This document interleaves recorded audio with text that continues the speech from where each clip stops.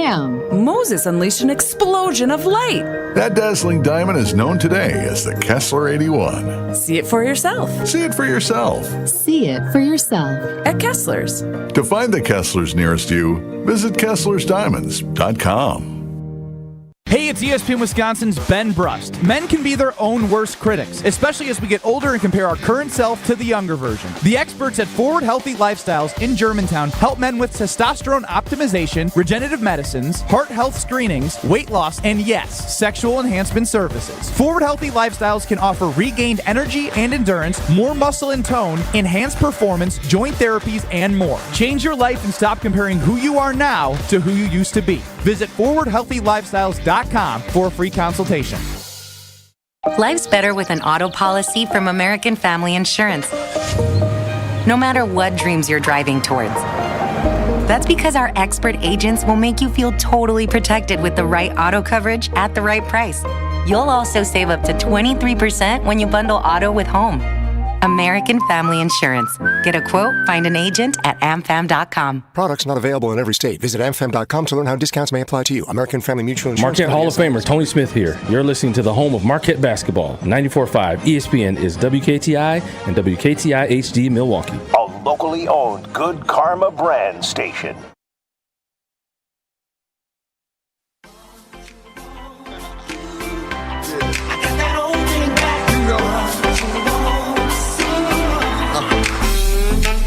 Broadcasting live from the Gruber Law Office's One Call That's All studio at the Avenue in downtown Milwaukee.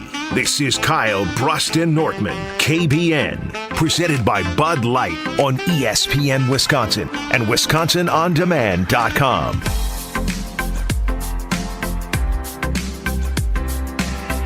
It is not a Victory Tuesday.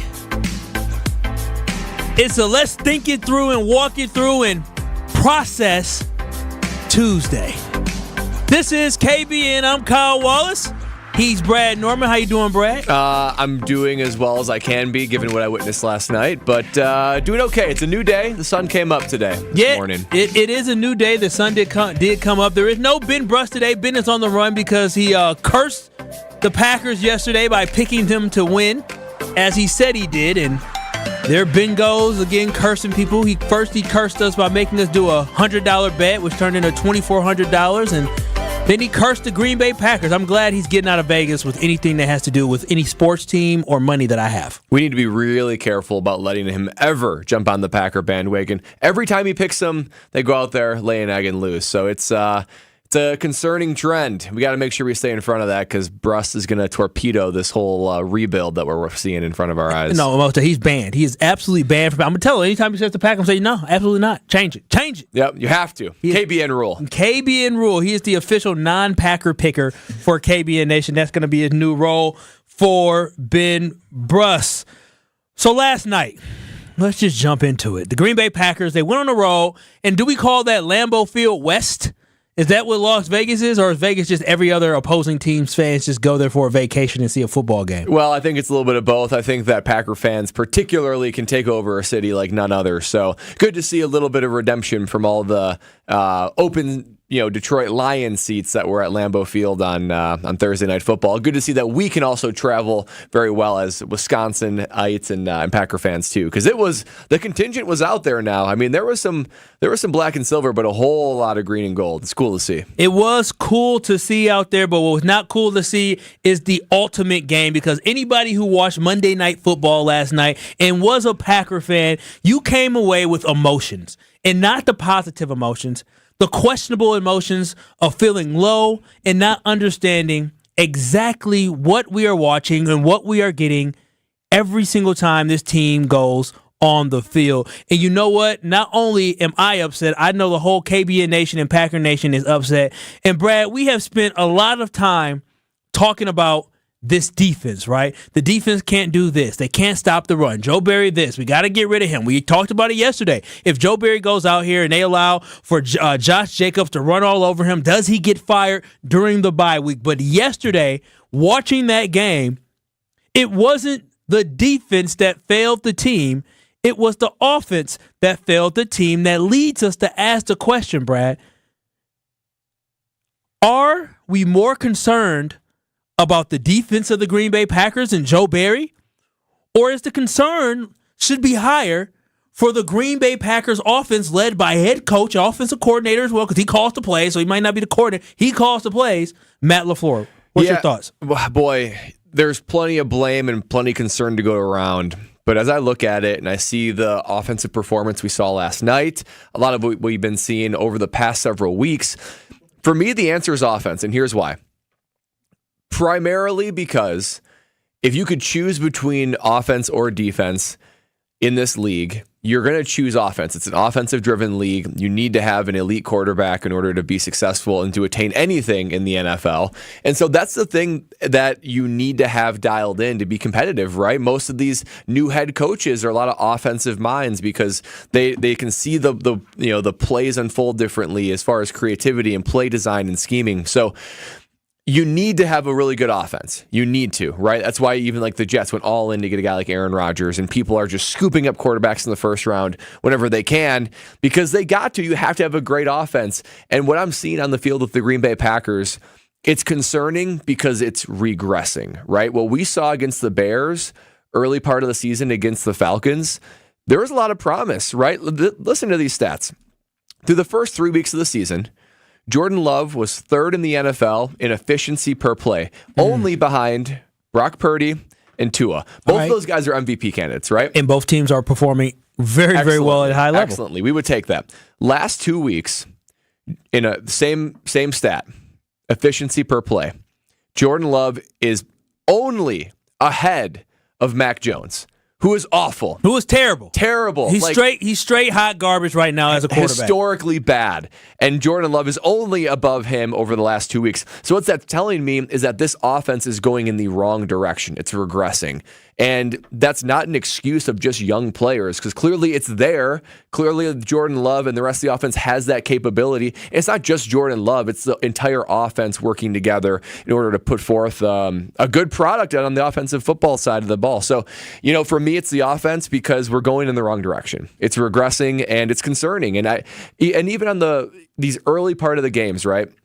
You look at what the Packers are doing in the first half against the Saints, the Lions, and now the Raiders. Okay, explain what's going on in the first half, Brad. What has my eyes seen and what has Packer Nation seen and KBN Nation seen? You're seeing a lack of creative plays. You're seeing a lack of balance. You're seeing an offense that's trying to find themselves through it. It doesn't seem like there is a intentional game plan that we're putting out on the field. And that shows between getting no points against the Saints, 3 points against the Lions, I think, 3 points in the first half against the Raiders. So the offensive output in the first half is very, very poor. And to me, that says coaching. That says Matt LaFleur is not putting together a game plan that's able to put this offense right off the bat in a good situation, because everybody knows that the first 20 plays or so of any NFL game, they're all scripted. Everybody knows that they're going to be ahead of time. They know what order they're going to go in. It takes a rare circumstance in order to deviate from that game plan. So there should be no confusion. There should be no wrong routes. There should be nothing, but there is that. So this offense is going in the wrong direction, and they needed to be going in the right direction. And the biggest question of this season is the offense capable, and is Jordan Love your guy? Those questions need to be answered, and when an offense is going in the wrong direction, those questions start to feel much bigger. And the questions are still there, right? When you say questions, I'm thinking about Batman. I don't even know what character it is with the big question mark that he has over his head. Is it the Riddler? Yeah, the Riddler right now. And Matt LaFleur needs to solve some problems like the Riddler does as well, because you're absolutely right. 800-990-3776. That is the ESPN Wisconsin talk and text line. And we are asking you, are you more worried about this Packers offense and Packers defense? And I'm not sure. Did we get that up as a poll as well, Chris? Is that up on yep, right now at KBN, ESPN, at ESPN Milwaukee? As a Packers fan, are you more concerned about the offense or the defense right now? So we have that up on a Twitter poll, so make sure you follow that as well. And so when I look at it, the defense has not been very good this season. But the defense, to me, has been the same defense we have seen over and over and over, right? Has good games, has its highs where they have turnovers, they make big plays, they get sacks, and then it has lows where they get absolutely gashed. It's something that Matt LaFleur talked about. We see it over and over. Something has to change. Last night, we saw the defense that, again, the roller coaster that the Green Bay Packers defense is. Preston Smith stepped up, have a good game yesterday. Sean Gary stepped up yesterday, had a good game. The defense was the team that was able to keep you in this game, allowed you to have a chance, forced turnovers as well. This defense played very well. But offensively, my concern is with the team that I feel like we have the question mark and don't know anything about. When I look at this offense, this is a young, inexperienced offense. This is the youngest starting offense in the NFL. You're talking about a guy who was a rookie in Jaden Reed you're expecting to make big plays and step up. You're talking about a rookie and Luke Musgrave. We expect to step up. You're talking about Christian Watson, who has not been healthy whatsoever. Somebody who I know called him cotton candy, and I absolutely think that is correct, that he is cotton candy. And Romeo Doubs, again, a second-year player, all being led by a first-year starter in Jordan Love. Yesterday, what we saw an inept offense with bad play calling by Matt LaFleur, a backup running back in A.J. Dillon who did a decent job of trying to pound the ball and play strong and had an identity and moving piles forward. But at the end of the day, our concern should be with the offense. With the defense, like I said, you know what you're going to get from this defense. Nothingness. It's random. When you play a bad team, the defense is going to step up. When you play a really good team, you're going to have a lot of points scored on this defense. You can't count on this defense to win you a game against a good team, but against a bad team, you can count on them to keep you alive. But offensively, we do not know what we are going to get from this offense week in and week out. The only consistent thing is what you talked about. Is the first half, this offense has struggled. The first quarter has been abysmal, and the Packers need to find a way, and Matt LaFleur needs to find a way to get this team going early. He really does, and it's funny when you think about it. The night before, we saw Kyle Shanahan's offense, led by Brock Purdy, another young quarterback. Second year, 7th round, last pick in the draft, Mr. Irrelevant. That's right. And look, they've got incredible superstars on the team. So it's the 49ers focus this season is different from the Packers focus this season. So I don't want to compare the two. But I'm going to compare the two because you can. Go ahead, Brad. Because they're doing the same system, right? Kyle Shanahan and Matt LaFleur run the same style of offense. They coach together. They're friends. So even Aaron Rodgers said something in the effect of, like, an idiot can run this offense. It's trying to be simple, trying to put your quarterback in a good position. And I just wonder, you watch the 49ers execute it just brilliantly, beautifully. And they've done it that way with Jimmy Garoppolo. They do it now with Brock Purdy. There's been plenty of people in San Francisco that they've been able to have offensive success.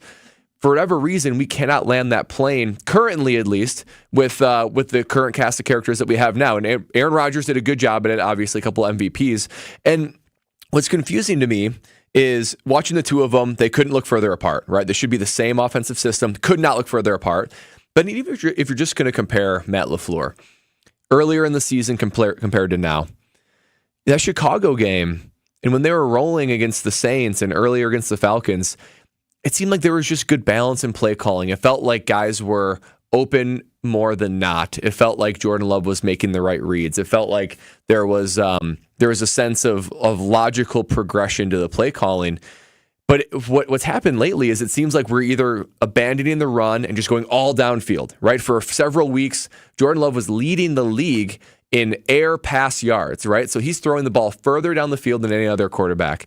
But then last night, everything was like 2 yards, 3 yards, very much dink and dunk, not letting him do it. How can it be only that is the option? We're either going way downfield and abandoning the run, or we're going to run no matter what and everything's going to be short. We need to find that creativity and the good schemed play calls that Matt LaFleur dialed up earlier in the season. We know it's in there. I'm just confused where it is now because this offense seemed like they have no direction, don't like they have any identity. They don't know who the go-to guy is. There's no confidence running or passing the football. And it just seems like I don't know what the easy answer is. And that's the problem with a struggling offense in the NFL. There is no easy answer. But it falls on Matt LaFleur primarily to get those guys in a good place because he knows they're young. He knows what they need to succeed. So it's on him to scheme that up. I mean, we talked about it last week about identity, right? And right now, Matt LaFleur is just trying to figure out the identity. And actually, let me take that back. Matt LaFleur needs to try to figure out the identity, because when he was lining it up and running the ball constantly with A.J. Dillon, I wasn't mad about it because I felt like we're trying to overpower the other opposing team. And on the scoring drive that they had in the second half, A.J. Dillon got the ball a lot and he got them downfield. It felt like one of those type of old drives where you're just overpowering another team, you're running the ball, and you're imposing your will on another team. And that, to me, gave me a sense of identity of, you know what, we're going to put the game on the back of A.J. Dillon, and we're going to utilize the play action fake, and we're going to utilize Jordan Love to try to get something going. So I loved, for a moment there, for a drive there, it felt like I knew what I was going to get from the Green Bay Packers, and that's trying to overpower some type of team on defense. And it just seemed that we flip it the next time around. I hate the fact that he ran the ball out of shotgun on the goal line after the Christian Watson pass. That upset me after you lined it up and under center, you're able to punch it in. But it just seems like the Packers, in the failure to establish an identity on offense and overall as a team, but on offense, that's the issue. And for me, looking ahead to this season, I've said it the whole time. Like I want the Packers, and I'll say my Packers, I want them to be successful. I want them to make the playoffs. But at the end of the day, I understood what we were getting ourselves into before the year started. It is fool's gold to think that you can trust in a first-year starting quarterback on a brand-new offense that has no legitimate weapons that have established themselves in NFL, except for Aaron Jones, who, by the way, was out yesterday, that this team is a playoff football team. It's fool's gold, and we need to stop being blinded by this, and we need to understand exactly what we're going to get this year. And our offense, with the way they're playing, they ain't going to be able to make up for any of the things that our defense does not have. And our defense has a lot of inconsistencies. And it seems like the way that the Packers have played recently over the last couple of weeks, more questions than answers are being prompted, right? I mean, I'm not looking at it and saying, oh, I know now what I didn't know a couple of weeks ago. I think it's the other way around. I'm questioning more than I thought I knew a couple of weeks ago. So it becomes hard to evaluate when you're playing this bad. Well, the worst thing that probably could have happened for the Packers, at first we thought it was a great thing. I sat here, I was excited. Yeah. I'm like, oh, yeah, look at that. The worst thing that could have happened for the Packers was to go out there and beat the snot out the Bears and get this false sense of identity and this false sense of hope that you are a quality football team that's going to be competing each and every week. And when I say competing, I should say winning every week, because this team has competed. But you got this false sense of who you were as an overall football team, and you all of a sudden got this hope, right? In this thing that, okay, maybe we are. And then you go into Atlanta and you're up against Atlanta, and then you lose it and you're like, we're up in that game. We let one get away. And then you come back against the Saints and become 2-1 against the Saints. That was the worst thing that the Green Bay Packers could have did, was start the season the way they did, because it gave them this false sense of hope and confidence in the fact that they are a better football team than what they truly are.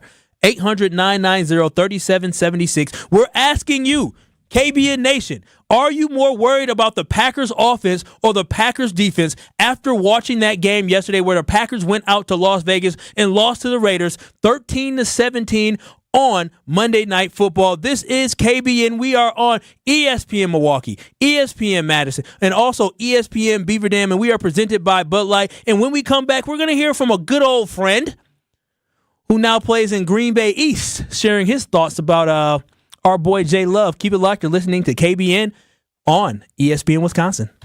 This is Kyle, Brust, and Nortman, presented by Bud Light. Teammates that I have, they sat there and they're like, oh, that's a nice shirt. And one of the people said, but Kyle, why don't you wear undershirts? I can see your nipples. And I said, you need to stop looking at my nipples, because that's an HR issue. On ESPN Wisconsin and WisconsinOnDemand.com. We're hitting the home stretch of the conference schedule for the Crusaders. Spins away from a defender at the 5. Still on his feet. Is he going to be dragged into the end zone? Is he in? Touchdown, Crusaders! Are you kidding me? On Friday night, it's Catholic Memorial taking on Wauwatosa West. Gabe Neitzel and Mike Podol have the call starting at 6:30. Sponsored by the Bray Team at Shore West, Gerald Nell Inc., Wind Dancer Balloon Promotions, Mid-City Sports, Suburban Asphalt, Perspire Sauna Studio, Edge Leadership, and Urchel Real Estate Group. Congratulations are in order for Cedar Ridge Distillery's Original 86 Bourbon, the best-selling bourbon in Iowa for a third straight year, making a home in Wisconsin. Ben Brust here to tell you more about Cedar Ridge Distillery's bourbon and whiskey. Aged in non-climate control rick houses, the Midwest weather means Cedar Ridge products go through all the temperature swings. That means unique flavors. So it makes sense that the Quintessential is one of the highest awarded American single malts. Trust me, each bottle of Cedar Ridge is handcrafted with that Midwest feel. Learn more about their award-winning products at cedarridgedistillery.com. The all-new Potawatomi Casino Hotel has something you gotta see. Play more slots and games, and you could say, "Show me the money," to reveal up to $10,000 each Thursday. $800,000 in prizes is up for grabs. 40 winners each week. This October and November at Potawatomi, Milwaukee. When you're ready to win, just say, "Show me the money." More info at paysbig.com. Must be 21 years old and a club member to play. The annual Catholic Memorial High School Open House is October 15th. If your family is interested in becoming part of the CMH tradition, make plans now to attend from 10 a.m. to 1 p.m. on Sunday, October 15th. Register at CatholicMemorial.net. As the only school awarded the Exemplary Award for Academic Excellence by the Archdiocese, find out how your student can achieve more at CMH. Tour the school, meet faculty, learn about all the clubs and extracurricular activities. Register today at CatholicMemorial.net. Catholic Memorial High School, where you rise. It's time for the Ortho ASAP Minute from Orthopedic Associates of Wisconsin. Dr. Daniel Hollab is with me. OAW offers a robotic partial knee replacement. What is that, and who would be a candidate? We see a lot of the weekend warrior, maybe people that have played sports their whole life or had a knee injury somewhere along the line that now has led to a very isolated patch of arthritis in a portion of their knee, which traditionally may have been treated with a full knee replacement. Nowadays, we have very accurate computer-assisted robotic technology that allows us to target that small patch of arthritis and do a very limited replacement. This procedure tends to be minimally invasive. It's an outpatient procedure. It tends to need a little bit less of a recovery period, and it leaves you with most of your own knee. Just we've replaced the arthritic portions of your knee. You're able to lead a more active lifestyle after this type of a procedure. The Ortho ASAP Minute is sponsored by Orthopedic Associates of Wisconsin. There is a difference. What are we having for dinner? At Cousin Subs, we have a simple answer for this age-old question. A family 4-pack, of course. Now at participating Cousin Subs locations, you can get any 4 classic or deli fresh subs or subs in a bowl and 4 chips or regular fries for the limited time only price of $30 plus tax after 4 p.m. You heard that right. Feed your entire crew for just $30. Order in store at cousinsubs.com or via our app. Cousin Subs, we believe in better. Tired of power outages disrupting your life? Make them a thing of the past by getting a Generac home standby generator from Adams Generators. Adams Generators is the largest and #1 rated Generac dealer in Wisconsin. With 24/7 emergency support, our factory-trained technicians are standing by to assist you. Visit adamspower.com/generators to make sure your power always stays on. That's adamspower.com/generators. This is Kyle, Brust, and Nortman, KBN, on ESPN Wisconsin and WisconsinOnDemand.com.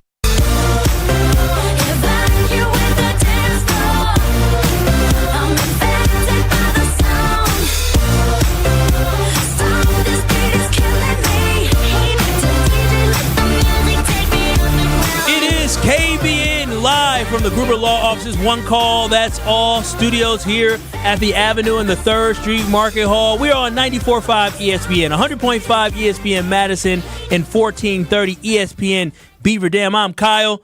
He's Brad. No Ben Brust today. He's on punishment after picking the Packers to win yesterday after knowing he's supposed to be banned from that and also losing everybody around here their money. And we're having a conversation talking about the Packers and whether the Packers should be worried about their offense or their defense.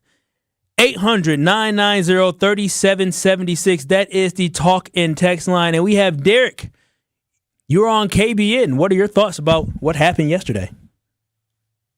Good afternoon, gentlemen. My thoughts are you got to point the finger at the coach.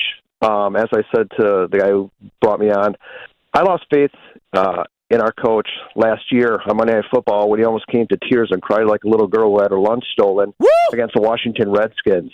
Shots fired there, buddy. I respect a guy like Dan Campbell. His players don't need to run through a wall for him. That guy can run through a wall by himself. We need to either fish or cut bait, and we're getting pretty close to cutting bait. And I think the coach and our first-year quarterback are going to fall on the sword at the end of the year if things go south. We need somebody like Mike Holmgren. We need somebody who can manage a quarterback, and the fingers are pointing directly at Matt, our head coach.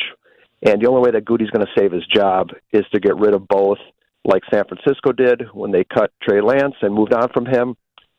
We need to get rid of the head of the snake and move forward. Thanks, guys. Thank you. I mean, I actually like that take. We're going to talk about Matt LaFleur a little bit later in the program and what my thoughts are on him. But I think you're totally right. Because here's the thing, and we talked about this on this show. Head coaches provide one of two things. Either like motivation, identity, culture setting. That's one. That's like the Dan Campbells of the world. Now, he knows his defense, but his role for the Detroit Lions is culture setting, getting those dudes' mind right to go out there and dominate. And he does that. They embody what he brings. Or you are a tactician, you're a schemer, you put together creative offensive or defensive play calls, most of the time offensive, that what you bring to the table is purely schematic and play design. I'm sitting here wondering what it is Matt LaFleur brings to the table. I don't think it's the identity and culture setting. I really don't. And we're going to talk about that later. I think when you see how Matt or Dan Campbell addresses the media and addresses his team, it looks way different from what Matt LaFleur does. And that's okay. You don't have to be that guy, but you have to be then the schemer. You have to be the guy that designs plays and puts guys in great positions where you're like, oh my gosh, this guy's brilliant. How lucky are we that he's calling plays for us? We are regressing away from that. We've had Aaron Rodgers, who is an absolutely amazing quarterback that has clearly covered more blemishes than we even know during his time here. And now that he's dealing with a blank slate, our play designs are regressing. It's going in the wrong direction. So it's leaving me to wonder what exactly it is that Matt LaFleur is bringing to the table. I mean, cutting off the head of a snake, that's what Derek said. That's pretty strong to say there. And I just think that for Matt LaFleur, and again, like you said, we're going to talk about this a little bit later, but for Matt LaFleur, he has to be more consistent in the messaging that he has to this team. Because for me, I think the Matt LaFleur that we're seeing in press conferences and reacting, he talked about the baby, he called him whatever, all these things Derek called him, I think that might be the identity that he's establishing with those players in the locker room, not taking accountability. So Matt had an excellent opportunity to reset everything about this franchise in the sense of under his regime, and I think he's failed to do that. Well, I think that's what's so frustrating about this game in particular is because the Packers had 10 days, a mini bye, and then a full week to prepare for a Monday Night Football game. A football game that you were just embarrassed on national television, and you had an opportunity to redeem yourself again on national television.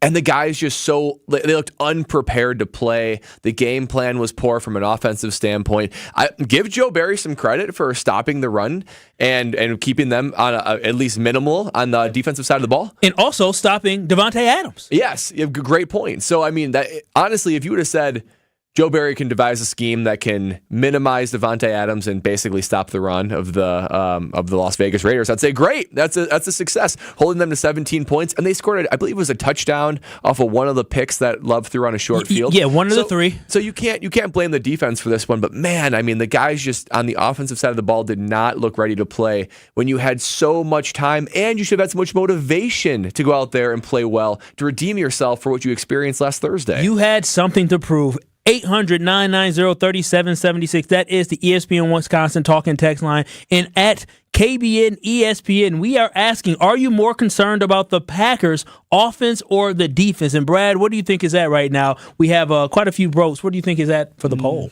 I think KBN Nation will agree with us that offense is the biggest concern. Probably 60-40? Yeah, you are absolutely right. It's actually 81-19. The concern from the offense, how quickly things change. I know if we scroll down a little bit for our past show, you see there was a lot of concern for this defense that we have here, and now it just seems like Packer Nation and KBN Nation is concerned about both sides of the ball. JJ in Point Net, he said he is more concerned about the offense as well. People forget that unless you have a truly dominant defense, the worse your offense plays, the worse your defense seems to play. Keep the opposing offense off the field, and that's something that the Packers definitely cannot do consistently. Not having Jones on the field was a huge deal yesterday, and that played a key role, but he had time to get ready for that. He had time to get ready, and if you're a great offensive coordinator, you can minimize somebody's loss and you can maximize the other guys that are on the field. Now, I do agree, not having Aaron Jones on the field, that's a big loss for sure, but it's not as big of a loss as we saw in how the Packers played, right? This is one of the worst defenses in the league, should be able to put up more points and look a bit more healthy than what the Packers put on film, even with the loss of Aaron Jones. This isn't facing the Lions without Aaron Jones. This is facing the Raiders. It is facing the Raiders. Steve from Unknown here on the Talking Text line. He said the bigger concern about the offense, he said absolutely right. This team does not have an identity, specifically when you do not have Aaron Jones. The defense has an identity, and it can be really frustrating at times when exploited. I agree with that. And lastly, we'll go here. Sadler in Madison. Sadler said, listen, to me, I'm concerned about both the offense and the defense. Barry's defense is rubbing off on the offense, and then we'll see. And then I got to get to our boy Bobo at the Bunny Ranch. The offense is outdated. He is no Chiefs offense or Mike McDaniel or even the dang Detroit Lions offense. And who the hell put Preston on Devontae? Get rid of them both. Yeah, that was a bad look. The Preston Smith on Devontae. Now I think that was a situation where they kind of schemed the Packers defense into forcing that matchup. Luckily, it wasn't something that happened quite often, but that was a bad situation. I'm almost surprised they didn't call a quick timeout or at least shift somebody over there quickly, exchange with a safety or something, because that's a losing matchup every time. Very few people can match up with Devontae. Preston Smith ain't one of them that can. I mean, you might as well throw Brad Nortman out there to try to match up again. Yeah, exactly. Honestly. Brad got some length, but we're going to have to ask about that, because I can't imagine being an offensive lineman on the sideline watching this game and seeing Preston Smith lined up against Devontae Adams and thinking, what in the world are we doing on defense? We're going to ask Old T. Mr. Mark Tauscher is going to be joining us next here on KBN. You are listening to us on ESPN Wisconsin. It's ESPN Milwaukee 94.5 ESPN Madison 100.5 in Madison, and of ESPN Beaver Dam 1430. We have Mark Tauscher coming up, and we're going to ask him so many questions about that, but then also about Mr. Aaron Rodgers' comments when he joined on the Pat McAfee show. Keep it locked. We have more next. This is Kyle, Brust, and Nortman, KBN, presented by Bud Light. I'm not taking any credence to the guy kicking it 45, 50 yards down the field. Nothing wrong with the 40-yard. Sounds like the specialists were on the same page. No, he was in the locker room. Yeah, I'm sure Brad Nortman and Cam Newton were yapping it up together. Hey, we have my page, bro. On ESPN Wisconsin and WisconsinOnDemand.com. Hey, it's ESPN Wisconsin's Ben Brust. Men can be their own worst critics, especially as we get older and compare our current self to the younger version. The experts at Forward Healthy Lifestyles in Germantown help men with testosterone optimization, regenerative medicines, heart health screenings, weight loss, and yes, sexual enhancement services. Forward Healthy Lifestyles can offer regained energy and endurance, more muscle and tone, enhanced performance, joint therapies, and more. Change your life and stop comparing who you are now to who you used to be. Visit forwardhealthylifestyles.com for a free consultation. Pella Windows and Doors of Wisconsin present your Badger Minute. Here's Alex Strofe. This Badger Minute brought to you by UW Credit Union. For over 90 years, UW Credit Union has helped Wisconsinites achieve their financial goals at every stage of life, offering great rates for greater possibilities. Join today at uwcu.org. As the Wisconsin Badgers come off a homecoming victory over the weekend, they now set their sights on another home game this upcoming Saturday against Iowa. The Heartland Trophy will be on the line between the Hawkeyes and the Badgers, and head coach Luke Fickell, though in his first year as head coach, understands and respects the rivalry. I've known a lot about the university, and I've studied their football programs, but in particular their defense, as I was a young coach for the first 4 or 5, 6 years. Wisconsin-Iowa kicks off from Camp Randall at 2:30 on Saturday afternoon. Badger Minutes on ESPN Wisconsin are brought to you by Pella Windows and Doors of Wisconsin. Schedule an appointment online today at PellaWI.com. They say consistency is the key to success. They weren't wrong. So how about grabbing a beer that's consistently smooth, consistently refreshing, and consistently light? You might just find that the road to success can be pretty enjoyable. Michelob Ultra, the perfect balance of taste and refreshment, and only 2.6 carbs and 95 calories. It's only worth it if you enjoy it. Enjoy responsibly. Anheuser-Busch Michelob Ultra Light Beer, St. Louis, Missouri. Let's get the latest from Lambeau. This is your green and gold fix on 94.5 ESPN. Brought to you by Z-Bart of Greater Milwaukee. Want that mirror finish on your car? You need Z-Gloss by Z-Bart. Z-Gloss is a 3-layer ceramic coating that not only gives your car that mirror finish, it protects it from everything that Mother Nature can throw at it. Visit zbart.com for more information. Another tough one for the Packers. They fall 17-13 in Vegas to the Raiders on Monday Night Football. A whole audience watching as Jordan Love threw 3 interceptions in the loss. A game that is, of course, leading head coach Matt LaFleur searching for some answers. I think this week will give us an opportunity to kind of go back. We got to find something. Now nearly 2 weeks before the Packers play their next game, as they have a bye this weekend. They'll next lace it up on Sunday, October 22nd in Denver against the Broncos. This has been your green and gold fix on 94.5 ESPN. Brought to you by Z-Bart of Greater Milwaukee. Hey, Drew Scott here, and I'm Jonathan Scott, reminding you that life's better with a home policy from American Family Insurance. They can help you get just the right protection at just the right price and help you save when you bundle home and auto. Kind of like Goldilocks and the Three Bears. It'll be just right for you. We love a custom build. American Family Insurance. Insure carefully, dream fearlessly. Get a quote and find an agent at amfam.com. Products not available in every state. Visit amfam.com to learn how discounts may apply to you. American Family Mutual Insurance Company SI and its operating company, 6000 American Parkway, Madison, Wisconsin. Q Club of Wisconsin is a hangout spot for watching sports, playing games, and having some drinks. Mike, what do you have going on over there? That's right, Gary. We've got so much going on here. And of course, you know we're your home for green and gold games every week. Plus, book our VIP area for any of your parties, which includes a private pool table, 2 shuffleboard tables, and 4 dartboards. And of course, our fish fry piled high on Wednesdays and Fridays. All happening at the Q Club of Wisconsin, North Grandview Boulevard in Waukesha. Check out qclubofwisconsin.com. Mark Tauscher on Kyle, Brust, and Nortman is brought to you by Fleet Farm. Remember, if Fleet Farm doesn't have it, then you don't need it.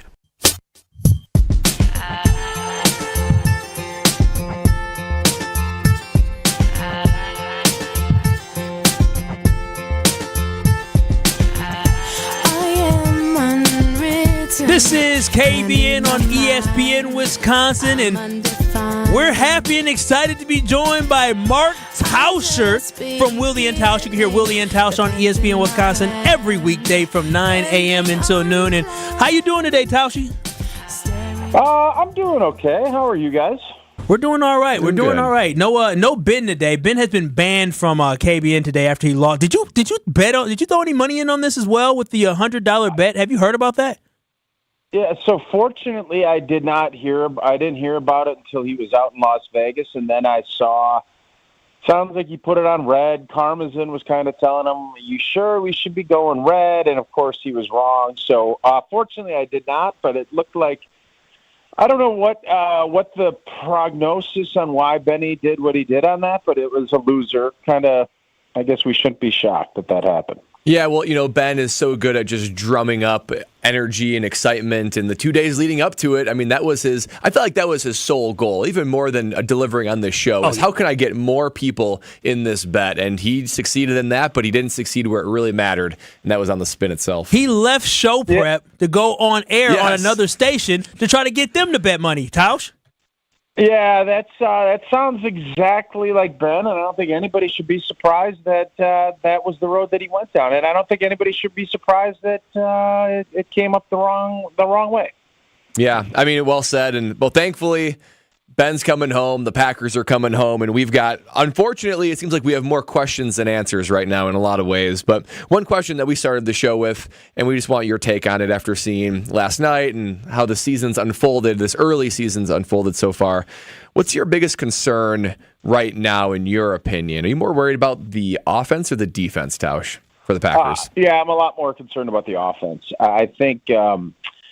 there's a lot of Joe Barry, fire Joe Barry in the defense, and rightfully so. There's some Atlanta Falcons gashed us for a bunch of rushing yards, and obviously Detroit. But I think when you look at how last night's game was played, I thought the defense did a pretty good job to hold the team to 17 points and to limit their 2 best players in Josh Jacobs to, I think, 60-some yards rushing, and Devontae Adams at 45 yards receiving.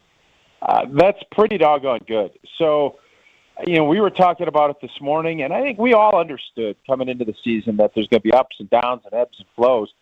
But I guess looking at it last night, I do grade on a scale of who are you playing against? Where are you playing? And last night was a home game for the Green Bay Packers. It was at worst 50-50, but the way the Raiders defense isn't very good. They don't stop the run and they don't stop the pass. And they're missing a bunch of, I think, 2 of their starting corners. And for this offense to be to have as much trouble moving the football on a consistent basis that they did, it was very troubling to me last night. And it's one thing if you don't play well and you lose to a good football team. The Raiders didn't exactly light it up, and they're not a good football team. And I think that just kind of shows you how far and how far this offense has to go in order to be successful on a more consistent basis than what they've been.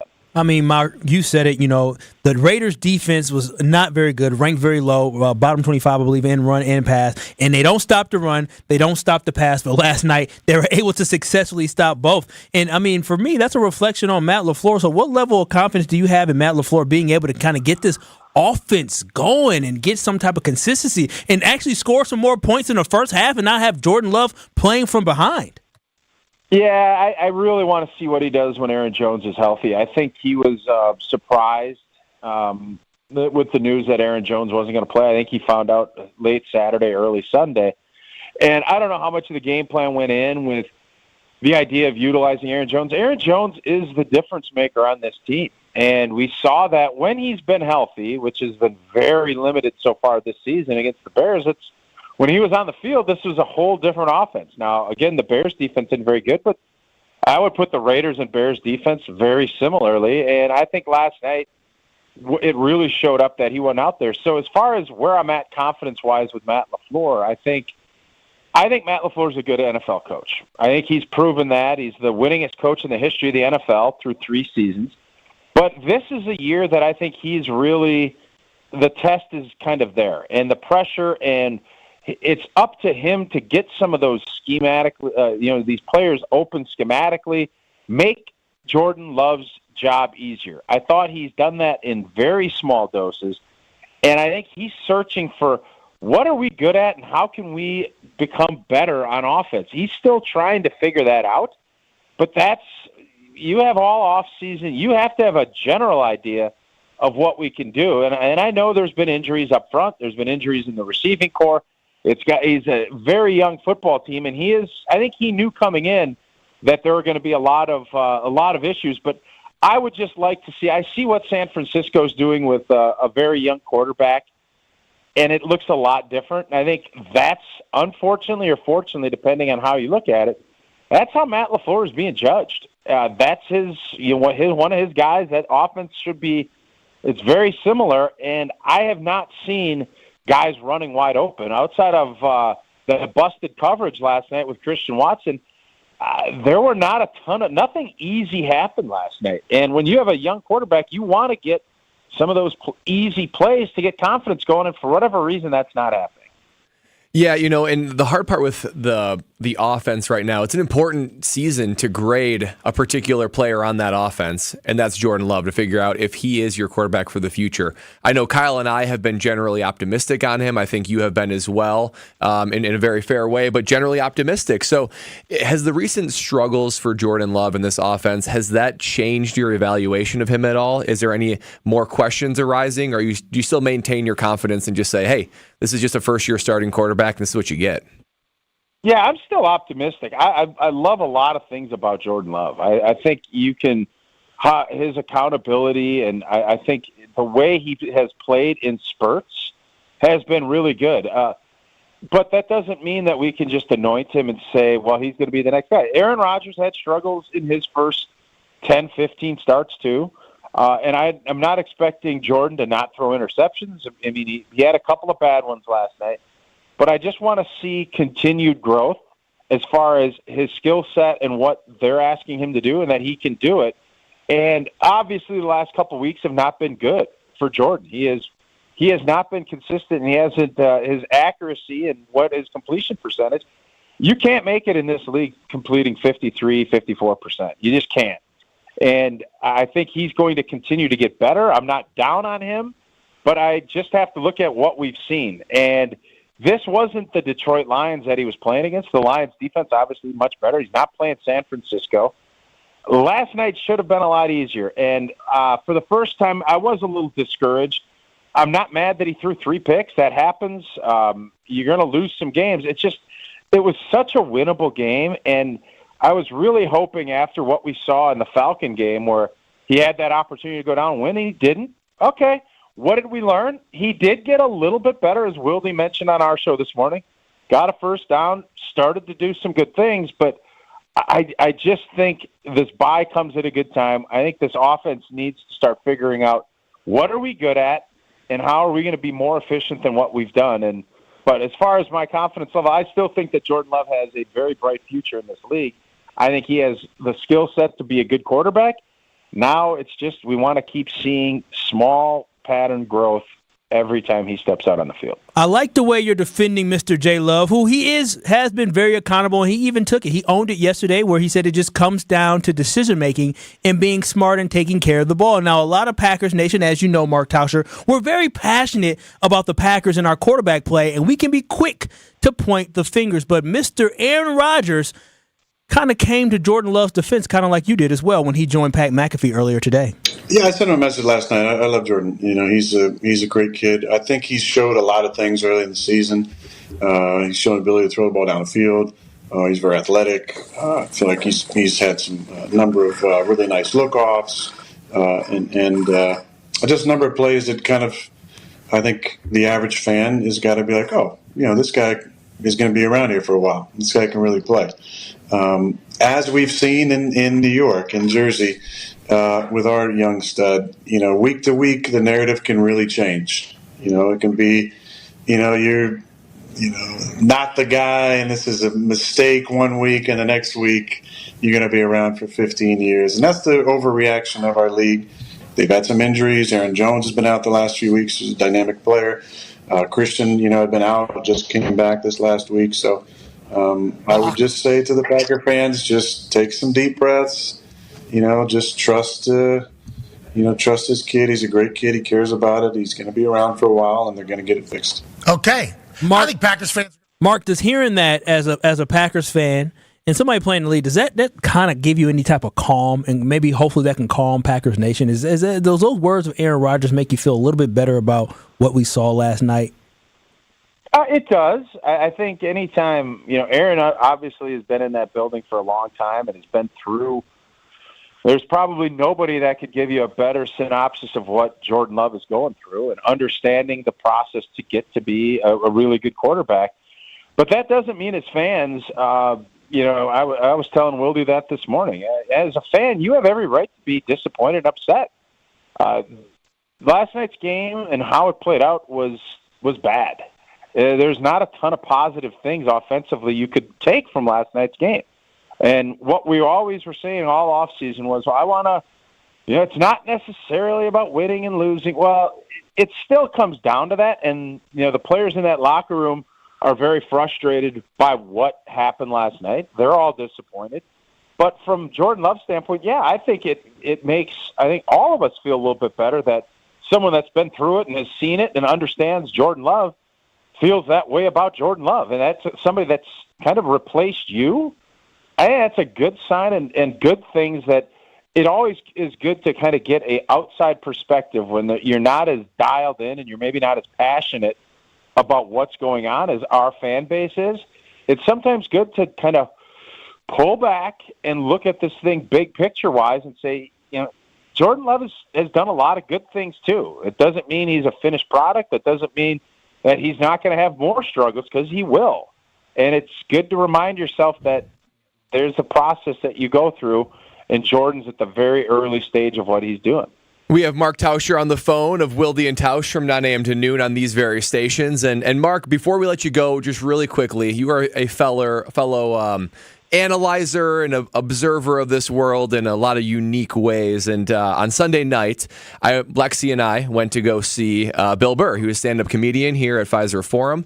And they made us all, to keep us from recording the show, they made us put our phones and our digital watches in a locked bag. Can't access them, can't open them until after the show, after you left Pfizer Forum. At first, I was like, oh my goodness, this is a little bit stressful. After that, it was freeing. It was nice. People were talking to each other, looking at themselves in the eye. I felt more present. I really enjoyed it. Just a quick question. Do you think sporting events would be better if they had the same rule that you couldn't access your phone?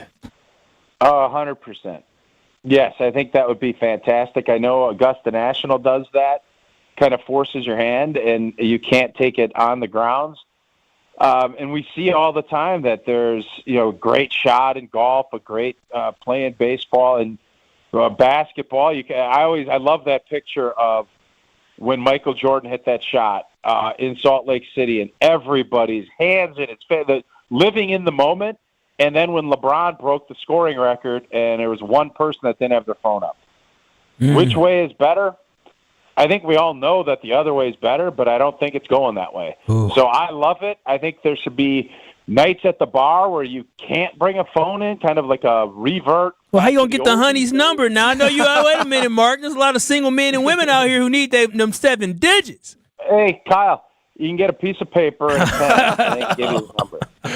Old school style. Oh, thank you. Well said, Tausch. Thank you so much, Tausch, for joining us. You know what? That was so nostalgic. I actually have a hoodie where Michael Jordan hit that shot, and so you may have won me over on that analogy that you had. Again, that's Mark Tausch. You can hear Tausch every day on these airways from 9 a.m. to noon on Wildy and Tausch. Thanks so much for joining us here today. You got it, guys. KBN Nation. You heard us talk about Aaron Rodgers and if his comments made you comforted. I want to ask Brad, someone who has not been too critical on the Packers, but also not very critical on Jordan Love. But I know you probably had a little disappointment yesterday. We're going to listen to that audio again from Aaron Rodgers, and I want to know your thoughts on whether or not you feel a little bit better after watching last night's performance. You're listening to KBN on ESPN Wisconsin. You're listening to Kyle, Brust, and Nortman, KBN. I nailed it, though. I said, she didn't go to the back of the bus. Yeah. Said, I ain't moving. Yeah, you right. I'm not leaving. Well, I'm not bleeping leaving. No, you right. Presented by Bud Light on ESPN Wisconsin and WisconsinOnDemand.com. Yeah, they're football guys, but they don't shy away from the big topics of the day. I think black licorice is like being left-handed. Wildy and Tausch, presented by Pella Windows and Doors of Wisconsin. Also sponsored by American Family Insurance. I think it's the same percentage of people like black licorice that are left-handed. You're partially left-handed. I'm not left-handed. No, if you don't left-handed. Right, if you don't. Weekdays 9 to noon on 94.5 ESPN and available wherever you get your podcasts with Wisconsin On Demand. Don't put your life on hold to earn a degree. Lakeland University has a long history of making students' dreams come true. Since 1862, build a schedule that meets your needs with options for 7- and 12-week courses, evening classes, and the ability to join classes remotely. Lakeland University is Wisconsin's leader in evening and online education. They have a main campus in Sheboygan County and 6 centers throughout the whole state. Lakeland University. Affordable, quality, flexible. Find out your next steps at info.lakeland.edu. Bucks basketball is back. A new era tips off with Coach Griffin at the helm, alongside returning favorites and exciting new additions. It's Dame time, Milwaukee. Don't miss a moment of the action. From the electrifying slam dunks to the roar of 18,000 fans, all unfolding live at Pfizer Forum. Secure your seats now. Visit bucks.com/tickets and join us for an unforgettable season of Bucks basketball. There's a seat waiting for you at Pfizer Forum. Secure yours now at bucks.com/tickets. Get your game on at the Island Resort and Casino with first-round picks of your favorite slots and table games. Bring friends and watch your favorite team compete on big screens. Grab game day eats in T. McSee's Sports Bar or celebrate your team's victory in Horizon's Steakhouse. To book your game time at the Island Resort and Casino, call 800-682-6040 today. Tis the season for Toyland at Fleet Farm. The elves are stocking shelves with the hottest toys like Barbie, Lego, Hot Wheels, and more at unbeatable deals. Find a lower toy price and we'll beat it by 5%. Doors open at 7 a.m. Saturday, October 14th. Plus, the first 125 customers get a free toy tractor. Get unbeatable deals on the toys you want before they're gone. Fleet Farm, the store with everything you need for a very Merry Christmas. See store for details. Greetings, ESPN listeners. This is Matt Anderson with Maddie's Bar and Grill in New Berlin. I want to personally thank everyone for making our 25th summer amazing. The Big Backyard at Maddie's hosted over 100 catered parties and live music events, and we are just getting warmed up as we turn the corner into another great Wisconsin sports season. Our 18-foot LED wall, combined with Maddie's signature hospitality, culinary and spirits expertise, and amazing space makes this your ultimate destination for all things sports this fall. I'll see you when I'm looking at you. A bank that goes the extra yard? You got it. Show your love for the green and gold with Packers checking only from Associated Bank. Make every transaction a touchdown with your Packers debit MasterCard. And when you use it at the Packers Pro Shop, at the stadium, or online, you'll get 10% off. Associated Bank's Packers checking scores the home field advantage by delivering Midwest-based customer care, outstanding value, and more. Get in the game and learn more today at associatedbank.com/Packers. Member FDIC. Hi, John McGivern here. Did you know Network Health has Medicare Advantage plans that give you $25 a month back towards your Medicare Part B premium? That's $300 a year back in your pocket. Isn't that great? Call 833-7-NETWORK to learn more today. Network Health Medicare Advantage plans include PPO plans with a Medicare contract. Enrollment in Network Health Medicare Advantage plans depends on contract renewal. Certain restrictions apply to the Part B giveback. Visit networkhealth.com/Medicare/extra benefits for details. This is Kyle, Brust, and Nortman, KBN, presented by Bud Light, the official beer of the NFL, on ESPN Wisconsin and WisconsinOnDemand.com. Take my breath. It is KBN on ESPN Wisconsin. You can listen to us live now. You can also watch us, stream us live. We want to get 10 subscribers? We need you to subscribe. Yes, go to ESPN Milwaukee and subscribe on YouTube. Watch us live. And if you are the 1,000th subscriber, you will be the official 1,000th subscriber of KBN Nation. How does that feel, Brad? Boy, I mean, that is a title right there. Who wouldn't want that? Who will be subscriber 1,000 on ESPN Milwaukee on YouTube? Go and watch and see Brad in his beautiful Jaguar shirt. Have you wore that shirt before in the past? I have worn this shirt. I like this shirt. Because you had a brand new shirt yesterday or last week? I did yesterday. Yeah. Yep, yesterday. That's how long ago yesterday felt like after last night's game. That's very true. Yeah, no, I wore a NFC South Division Championship shirt for the Panthers from 2013, 10 years ago. Woo. That's real. Yeah. Either would have been you or the kids in Africa. Yeah, right.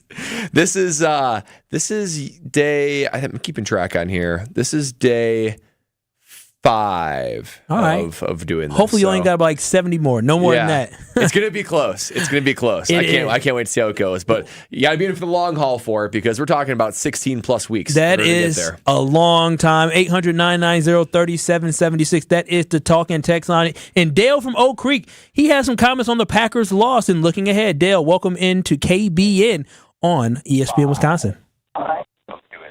Hello. So I would like to talk about the Packers trying to win against the bye week. So number one, so how can they do that? And so next week, if they don't beat the Broncos, what's going to happen to Matt LaFleur during the offseason?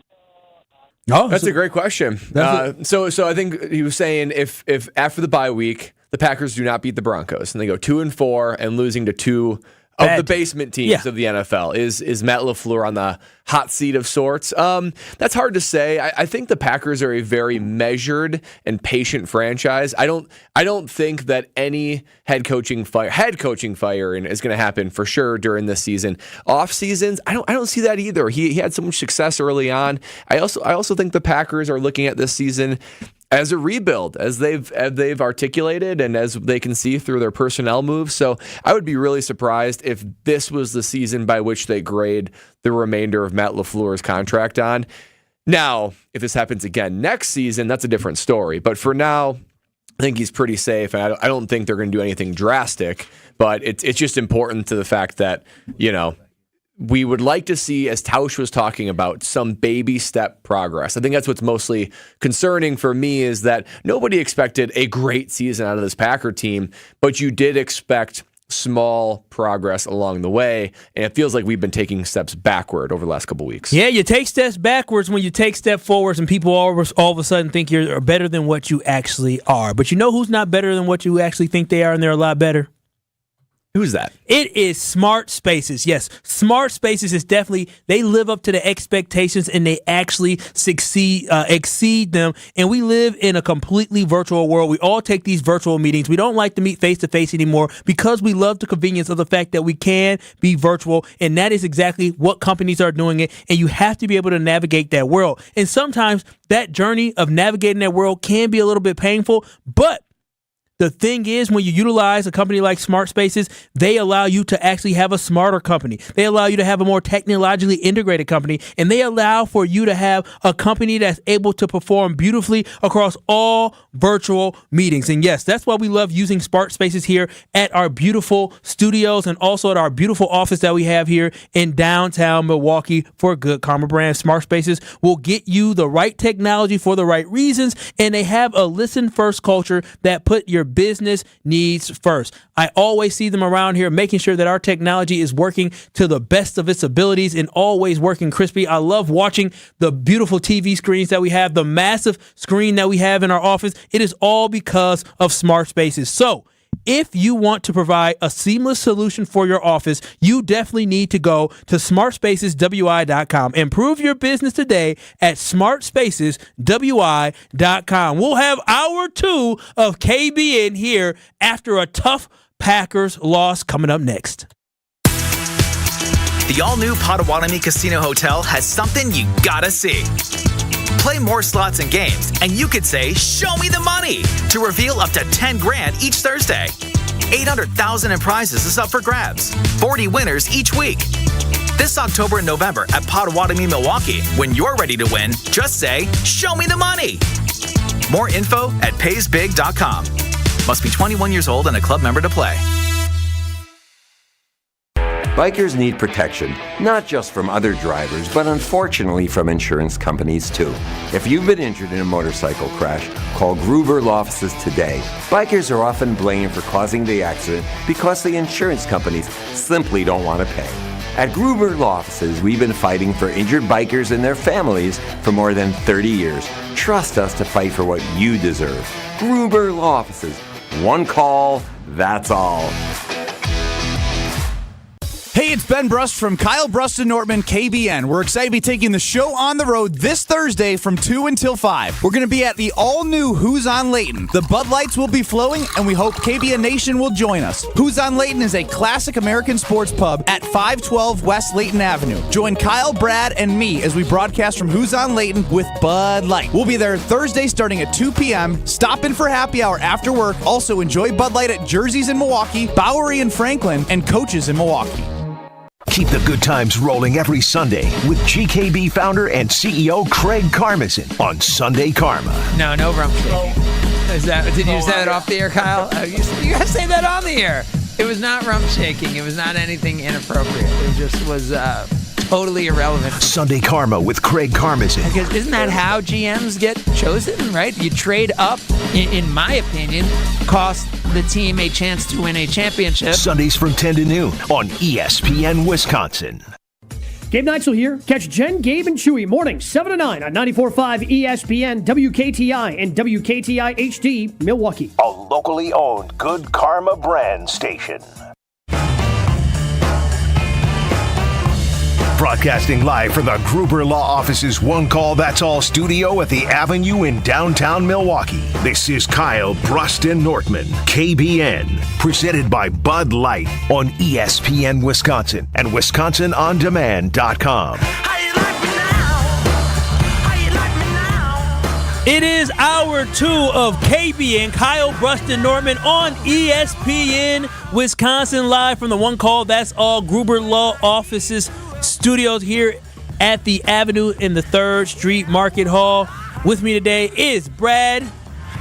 No Benny Brust, because Ben is he's banned. He's not flying back, he's banned. That's right now. After putting that energy into the room yesterday, trying to pick the Packers all because he wanted them to lose and he can have a good laugh.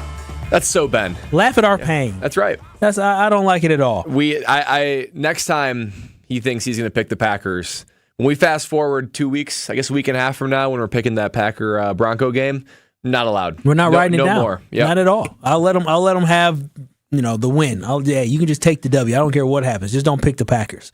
Somebody who did not pick the Packers this offseason is Aaron Rodgers, and we've been teasing it. We played it earlier. Mark Tauscher got a chance to respond to the audio of Aaron Rodgers defending Jordan Love after the Packers' tough loss in Las Vegas last night, 13-17. And Jordan Love didn't play very well. He threw 3 interceptions. He had a lot of incompletions. And he even said it himself. It comes down to him making better decisions. But Aaron Rodgers joined Pat McAfee earlier today, and he defended his old understudy in Jordan Love. Yeah, I sent him a message last night. I love Jordan. He's a great kid. I think he's showed a lot of things early in the season. He's shown ability to throw the ball down the field. He's very athletic. I feel like he's had some number of really nice look-offs and just a number of plays that kind of, I think the average fan has got to be like, this guy is going to be around here for a while. This guy can really play. As we've seen in New York and Jersey with our young stud, week to week the narrative can really change. It can be, you're not the guy, and this is a mistake one week, and the next week you're going to be around for 15 years. And that's the overreaction of our league. They've had some injuries. Aaron Jones has been out the last few weeks. He's a dynamic player. Christian, had been out, just came back this last week. So I would just say to the Packer fans, just take some deep breaths. Just trust his kid. He's a great kid. He cares about it. He's going to be around for a while, and they're going to get it fixed. Okay. Brad, is it an overreaction by Packers fans, but are you taking Aaron Rodgers' advice and taking a deep breath and calming down? Are you more calm after hearing Sensei Rodgers speak? Well, I don't know if it is the calming expression of Aaron Rodgers' voice, and I can't say that most of the time. Whenever I hear Aaron Rodgers, I walk away with my shoulders a bit more relaxed and a little bit more stress-free after hearing from Aaron Rodgers. But I will say, this time I do. He's not going to come out and say Aaron Rodgers stinks, or he won't. He'd never say that. Jordan Love stinks, and that they have a bleak future. He's not that kind of guy, right? However, he doesn't have to go into so much detail in praising Jordan Love, and I feel like he made an important point somewhere along the way in that audio. Said something to the effect of, "Look, when he was a first-year starter, he went through his growing pains. And we have to remember that his first year starter was 6-10. A 6-10 team that, as we talked about before the show, Kyle Wallace, you made the good observation that was a 6-10 team that the year before was in the NFC Championship game with Brett Favre. So the legend Brett Favre. And that's a talented team that Aaron Rodgers took over, and they still went 6-10. So the growing pains are there. And sometimes we think that, especially when you look at a guy like Patrick Mahomes, maybe even Joe Burrow, some of these young quarterbacks are having a lot of success early. And that makes you think we should just, right now, you should be able to perform and be the guy. I think that's the anomaly. There's not many guys like that. And I don't think you need to have that guy. Jordan Love has shown his ability to improve. When the Packers drafted him in 2020 till now, he's a completely different quarterback. So Aaron Rodgers makes a good observation that he went through his struggles when he was a fourth-year player, first-year starter. And that's to be expected for Jordan Love as well. But what did Aaron Rodgers do? Aaron Rodgers continued to get better. He continued to be a student of the game. He continued to refine his craft, get more accurate, learn defenses. And as long as Jordan Love can keep doing that, I do believe that the ingredients are there. He just needs to continue to let it bake. And we've seen flashes of it. We've seen flashes of brilliance. So I'm not particularly concerned about Jordan Love. I'm not sure the jury is completely out on it, but I'm not particularly concerned about him as long as he has that desire to keep getting better, as Aaron Rodgers did. So that gave me calmness, being, you know what, Aaron Rodgers has had his struggles in the same position, and look where that career ended. I'm not saying that Jordan Love's career will end where Aaron's does, but it goes to show that we're still early. There's going to be improvement. So I tend to be an overreactor. Like, I'm very expressive. Like, I'm for the most part. No, I know. Surprise, right? So for the most part, when I'm in the office or whatever, I don't like people kind of seeing me work, because when they do, they kind of see me react, right? And so one thing that I learned, and I heard this in TV, my own daddy told me, when I'm out here looking, not anymore looking, but when I was out here looking for a significant other, always wanted them to be, my peace and not my headache. And Aaron Rodgers, hearing from Aaron Rodgers, he became my headache and not my peace over the last 2 years. So it's tough for me to hear things from Aaron and actually take it and be like, oh, yeah, I'm going to take that in and whatever. Because right now I'm still that salty guy. I'm the salty ex when it comes to this situation with Aaron Rodgers. But I must say this. After watching yesterday's game, I was a little bit frustrated, and I had to kind of tell myself, don't get too invested in this team. Don't get too invested in this team winning a lot of games and making the playoffs. Calm down. Simmer yourself. Like, I had to repeat this to myself so I could stop yelling at the TV and getting frustrated over a lot of different things. And so after yesterday's game, I'm not going to lie, is I thought to myself is, boy, oh boy, like we said, I was so ready to look for a ring. I was ready to put it on Jordan Love's finger. I was ready to make him my mans. And after the game, I was starting to have second thoughts. I was getting cold feet, okay? I'm not going to lie. I was, my feet was cold. A couple red flags coming up. It was a cut. No. It was just a little bit of I dabbed with my toe in the water, and I said, wait a minute, what am I giving up, right? Well, am I giving up the opportunity to maybe get Caleb Williams? Am I giving up the opportunity to get somebody else?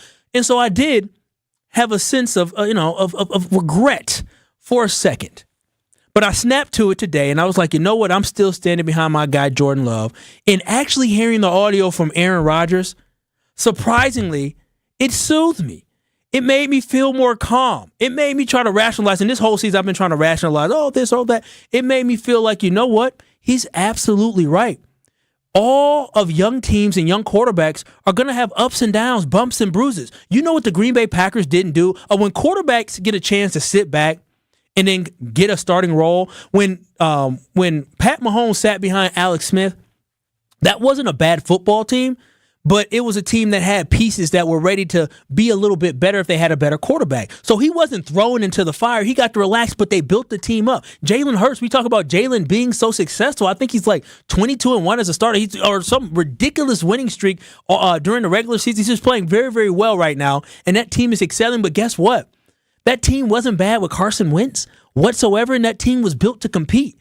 The Green Bay Packers did the complete opposite. They had a team that was built to compete, and they got rid of all the pieces that helped them compete offensively, and now you're left with a whole bunch of youth. So we have to be realistic about what we're seeing here. There isn't any Greg Jennings on this team. There isn't any James Joneses on this team. There isn't any Jordy Nelsons on this team. There isn't any, heck, I'll take Brandon Jackson based off what I'm seeing from A.J. Dillon sometimes, even though A.J. played a lot better, but we don't have that presence on this team. This is a young team, and so we have to give Jordan Love grace and space to take those bumps and bruises with these guys on offense to grow. So you know what? Hearing Aaron Rodgers said that allowed for me to actually calm myself down even more and listen to somebody who has experience being a quarterback in the NFL. Yeah, you know what it provided me? It provided me with perspective, because a lot of times we see the product on the field, and given how they've played some games, that you say, you know what, maybe the painful process of rebuilding won't take that long.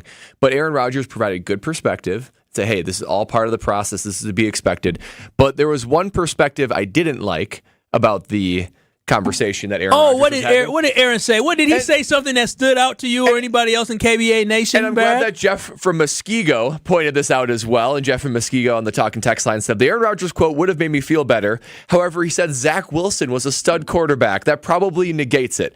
I am in agreement with you, Jeff from Muskego. That was, look, he has to say that. But boy, we're putting Zach Wilson and Jordan Love in the same conversation right now. That makes me a little tingly. I mean, oh boy, in the wrong way. In all the wrong ways. It makes you uncomfortable to think that maybe he might be disingenuous with the fact that he's saying this. He's only saying this and supporting Jordan Love because Jordan Love is somebody that he likes. He's friends with Jordan Love, and it was somebody that sat behind him and built a relationship with him. So, of course, he's not going to publicly say discouraging things about Jordan Love. He's going to be positive publicly, but we don't know what he's saying behind closed doors. I would hope I would hope behind closed doors he is actually praising Jordan Love and believes this, and I hope behind closed doors he's saying, Zach Wilson, yeah, he ain't got it, because I want him to make sure he's being as authentic as possible with his comments, especially when it comes to my boy J Love. Yeah, and I think he is. I really don't think that Aaron Rodgers has a bad bone to pick with Jordan Love. And to be quite honest, you see a decent amount of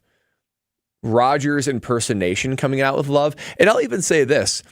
If Jordan Love turns out, I'm going to actually explain that one. Well, just some of like the motion, some of the I got it. Okay. Yeah, some like the way he throws the ball sometimes, and the way he even does, like Matt LaFleur said, the way his cadence sounds a lot like Aaron Rodgers. And there are certain things that you can tell he's modeled after Aaron Rodgers.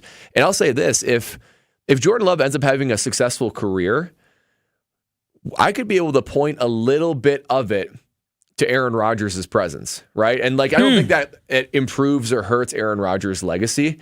But it's maybe another notch in his belt to say, look, here is a guy that the Packers drafted, and he was raw. I mean, capital R, raw. When he was thrown into a game, it was ugly. And all of a sudden, 3 years later, he looks pretty refined. He looks pretty comfortable. I mean, pretty refined. He's not fully there yet. And if he turns out to have a pretty good career, you have to attribute some of that from just witnessing greatness on a daily basis. Brad, I'm not going to lie, though. Yesterday, watching the game, I kind of got flashbacks.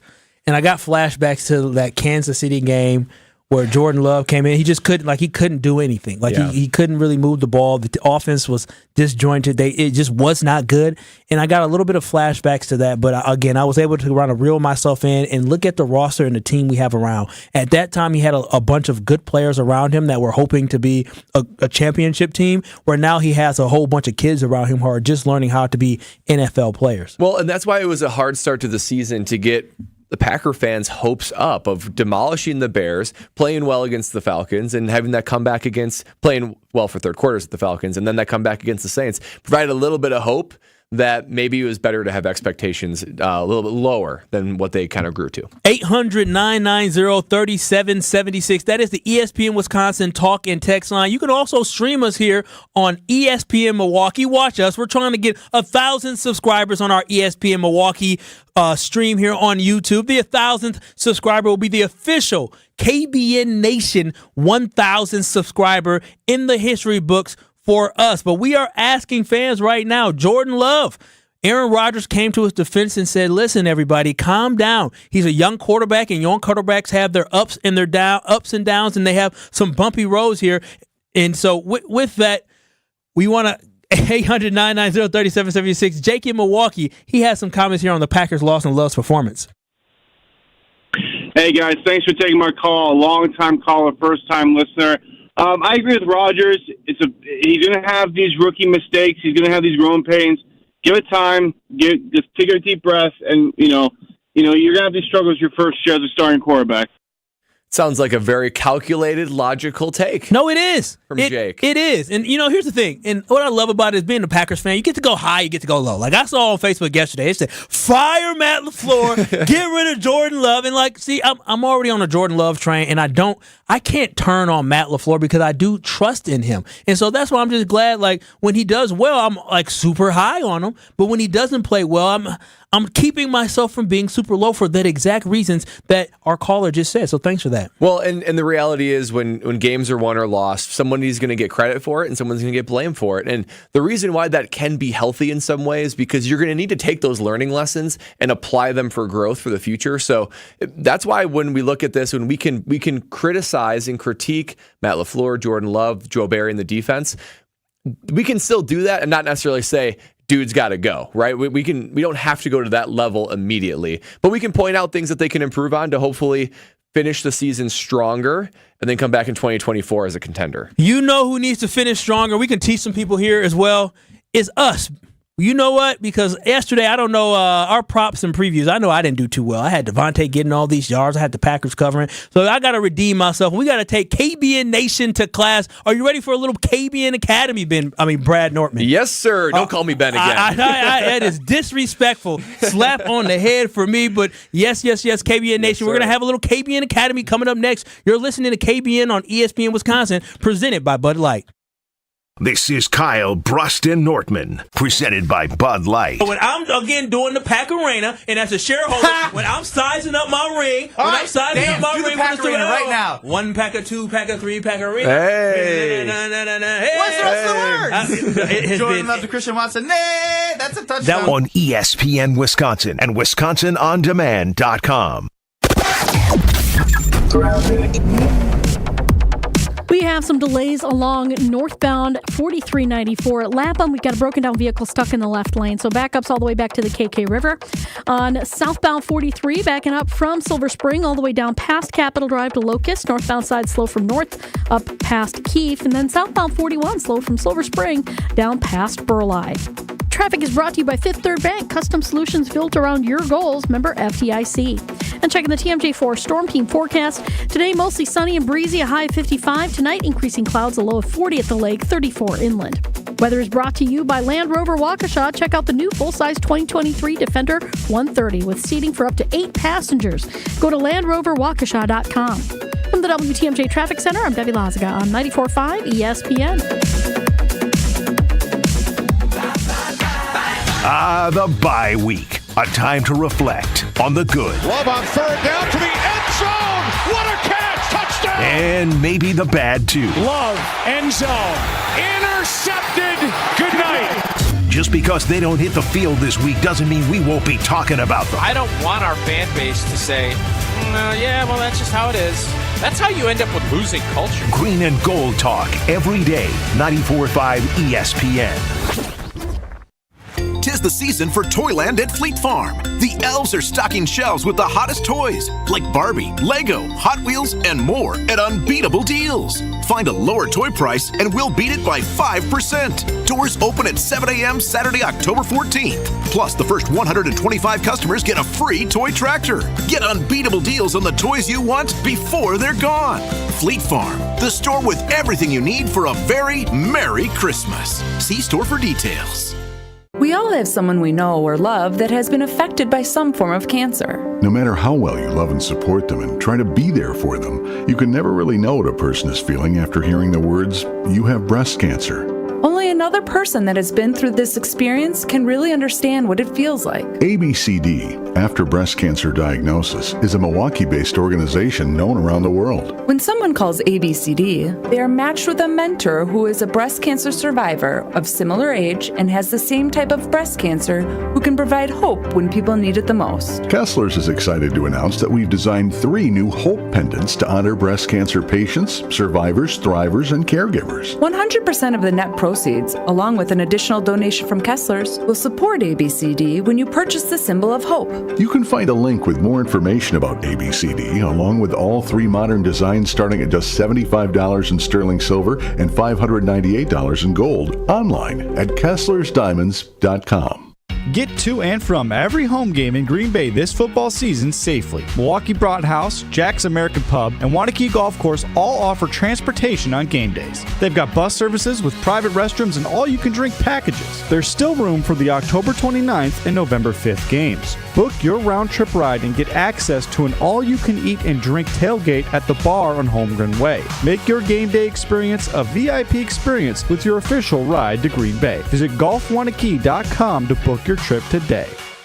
That to-do list you have needs one more thing. Chill. It's an easy thing to do. Just crack open an ice-cold Coors Light and chill. Take the afternoon off and binge watch anything. Go to happy hour and stay for a couple hours. Who's counting anyways? Or hang out with just your dog, because you've had enough human interaction this week. Whatever you do it with a Coors Light. Mountain cold refreshment made to chill. 2020 Coors Brewing Company, Golden, Colorado. Celebrate responsibly. This is Kyle, Brust, and Nortman on ESPN Wisconsin and WisconsinOnDemand.com.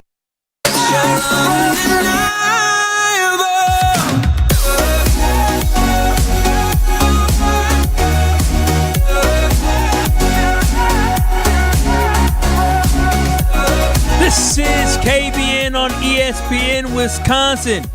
And yes, no Ben today. Ben is on punishment. Somebody, Ryan in the key, said, you let this guy Ben take your hundreds of dollars and not work today?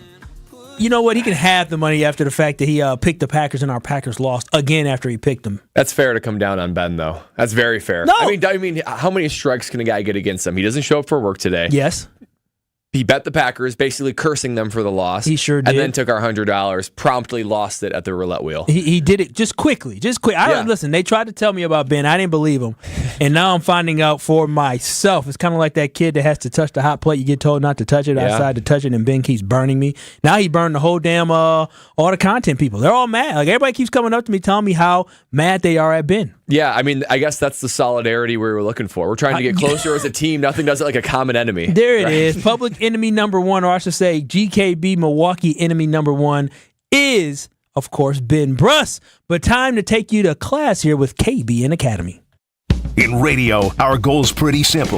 Just so you know, we really suck. Have an A show or an F show. Hey, I'll decide who sucks around here. The same goes for topics in this next segment. This is the KBN Academy. Those that can't do, teach. KBN Academy is presented by Circa Sports. Play the Circa Million at Circa Survivor with $14 million in guaranteed prizes only at Circa Sports. Enter in Vegas, play from anywhere. Visit circasports.com for details. This is KBN Academy, and Brad, you ready to put the professor hat on? You know I am. All right, so let's get it going here. Jordan Love threw 3 interceptions in the Packers' loss to the Raiders. A or F? Love will throw more interceptions than touchdowns by the end of this season. Yeah, this is an F for me. I don't see this happening. I know that he's been on a streak right now of throwing several interceptions, and it's not headed in the right direction. But to me, he valued ball security so much in the first couple of games when he was in rhythm, when the game plan was good. And I see that trend coming back. It's kind of hard to do, to throw more interceptions and touchdown passes. And to me, I just don't think that's the way he's put together, and I would bet that he throws much more touchdown passes than interceptions by season end. Give me an F. See, I'm calm now. I'm relaxed now. I was a little worried yesterday, but you know what? I was blind, but now I see. You know, losing makes you blind, but victory, it makes you love again. And we didn't have victory yesterday, but I believe victory will be in our future, and I'm going to have love, and that's Jordan Love, and I do think Jordan Love, this is an F. Jordan Love will throw more touchdowns than interceptions this season. Christian Watson, he made the play of the night in the Packers' loss to the Raiders, but also had a chance to make more. A or F? Christian Watson will be closer to MVS as a receiver than he is Devontae Adams. Oh, I hate to do this one, but I'm going to go with an A. For everything I've seen right now for Christian Watson, has a hard time staying healthy, not a particularly physical receiver. People forget that Devontae Adams is a physical receiver. I mean, he is hard to cover. He's quick. His route running is absolutely excellent. And he can basically get open no matter who's covering him, what the scheme is, who the quarterback is. How many quarterbacks now have gone through, and he still finds a way to put up 100 receiving yards and be open all the time, even when defenses target him and try to focus on him. Christian Watson, right now, he's just a speedster. That's really all he is. A couple times you can get him on a break, and I know that Love hit him a couple times on a few other routes, but really he's just a guy that takes the top off. So for now, he hasn't shown me anything that he can be a Devontae Adams caliber receiver. Romeo Doubs looks closer to that than Devontae Adams, so I'm going to go with an A, closer to MVS than Devontae. That's a little disrespectful. MVS was not very good. No big fan of his. But who's he closer to? I mean, let's be honest. I mean, MVS hasn't had a 1,000-yard receiving season ever, and I don't think he will ever have a 1,000-yard receiving season. And I'm not going to say talent-wise, Christian Watson's going to be Devontae Adams, but I do think overall receiving threat-wise, he'll have a 1,000-yard season. He'll have 8 touchdown, 10 touchdown, 10. He'll have a double-digit receiving touchdown season as a receiver, and that's something that MVS never did as a Packer, and he won't be doing as a Chief or whatever the heck else he goes in his career. It ain't going to happen. And so not because all of a sudden I think that Christian Watson is going to be a Hall of Famer like Adams, but I just think he'll be closer in the sense of being an actual number one receiver versus being a guy that just runs fast. I mean, that's fair. I just think his body type, the way he runs route, everything looks more like it. Maybe a better version of MVS. No, we should have just traded him then. We should have. If we're talking about if he's closer to MVS, then we should have traded him. We should have. You can't say healthy. They're stupid. And he's taking the top off. That's all he's doing. Goody is stupid if he didn't trade. If this is true, and Brad, listen, Brad. Look, I'm not saying he's MVS. I'm saying he's closer to that than he is Devontae Adams for sure. Okay, all right, that's fine. That's my take. I mean, hey, no. It's just me. Here's the difference. Okay, I've talked about it before. I've been a GM before. I've been a GM in Madden. So and also NFL 2K back in the day. And so I've been NFL 2K. Yeah, I've been shout out to Dreamcast. So I have been a GM before.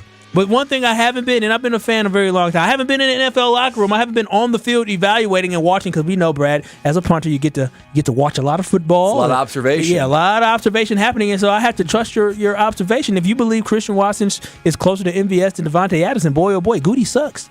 Maybe he does.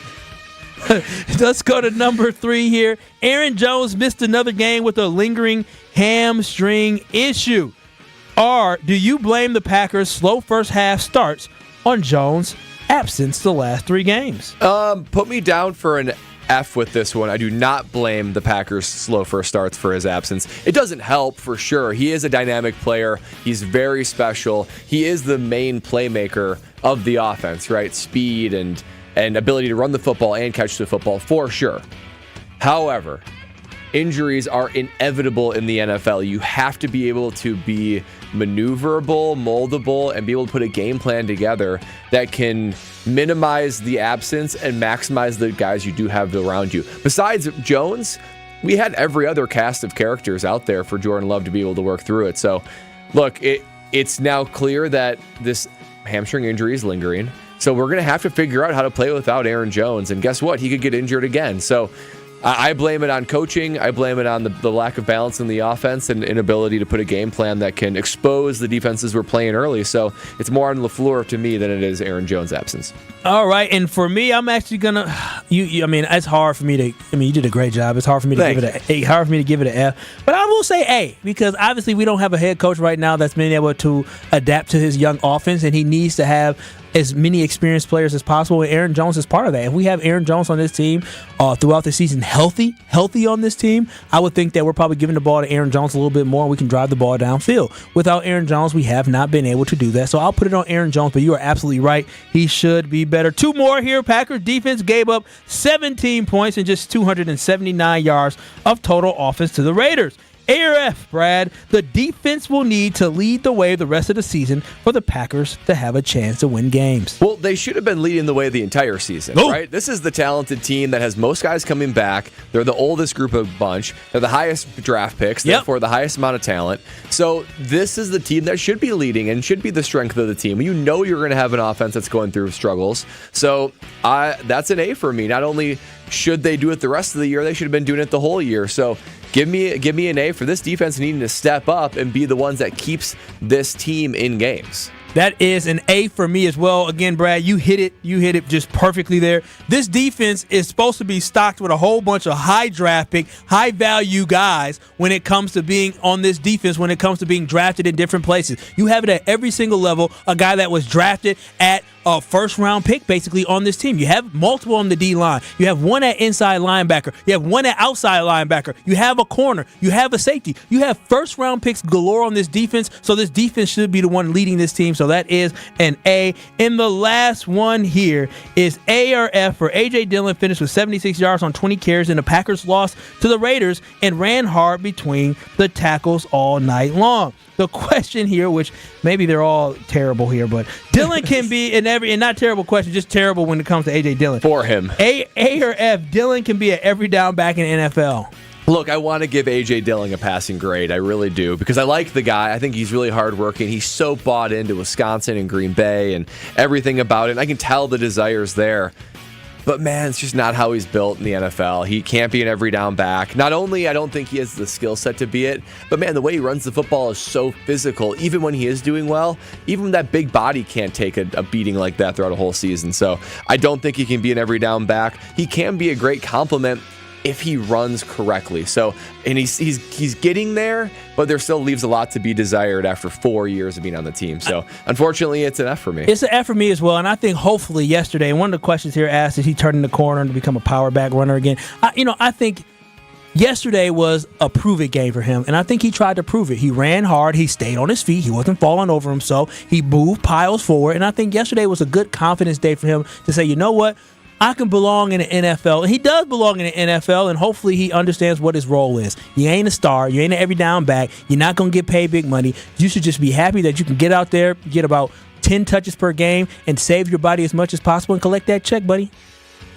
It's well said. I do think a team will value him to some extent out there, but he's got to show it over the next 12 weeks that he's a guy that can run in the way you're saying, pads low, moving piles, and can be a punishing running back to offset a speedster. In a perfect world, Aaron Jones and A.J. Dillon should be the perfect combination. Perfect. But it just hasn't quite turned out that way, and after 4 years of being a running back, that's most of your shelf life already. So I want it for him. I just don't think it's quite there, and it's probably somewhere else other than the Packers starting next year. Yes, sir. That was KBN Academy with Professor Nortman and Professor Wallace. Coming up next, this Packer team. We don't know what we are going to get from them. And coming into the season, we all kind of had feelings like this may be a rebuild.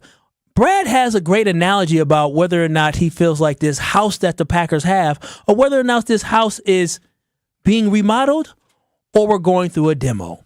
We'll find out Brad's thoughts next. You're listening to KBN on ESPN Wisconsin, presented by Bud Light.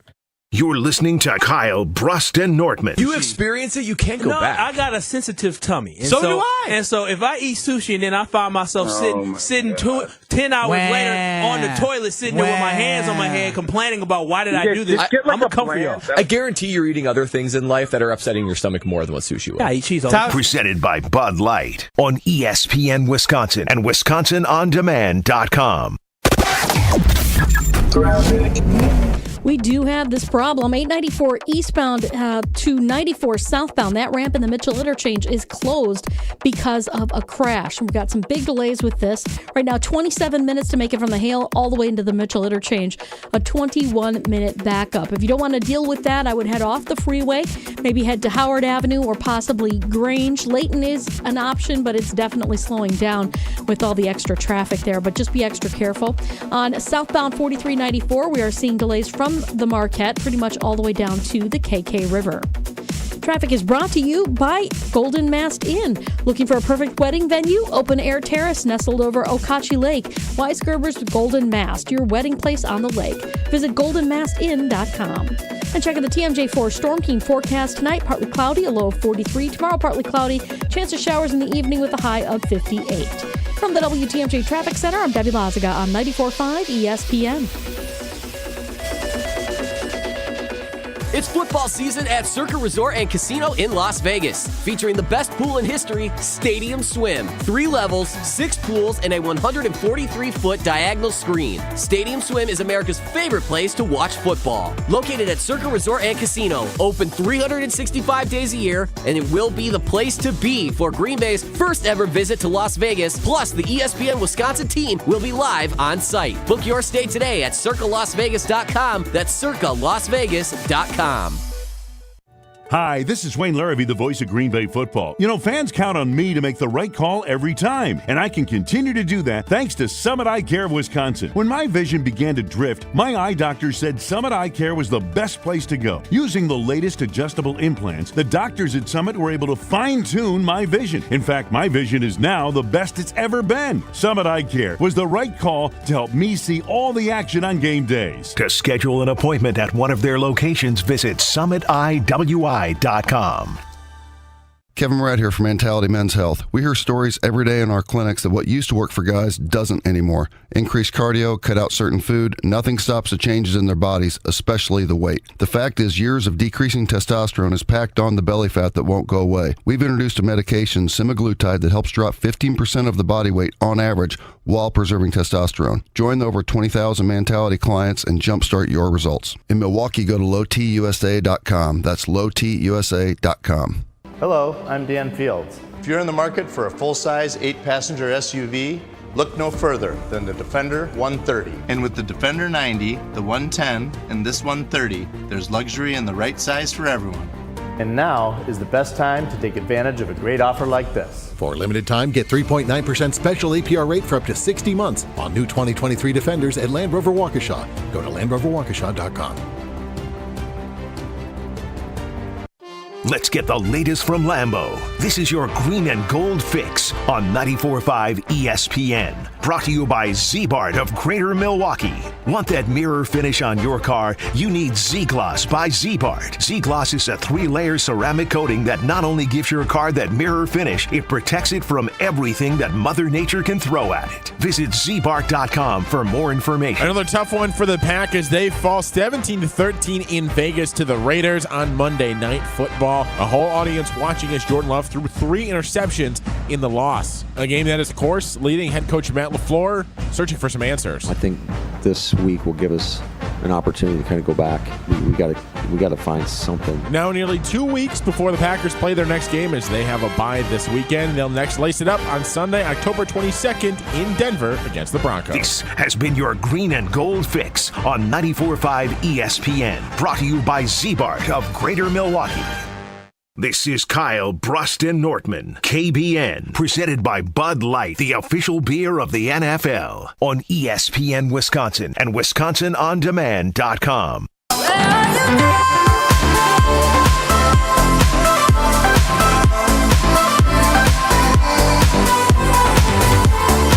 What up, KBN Nation?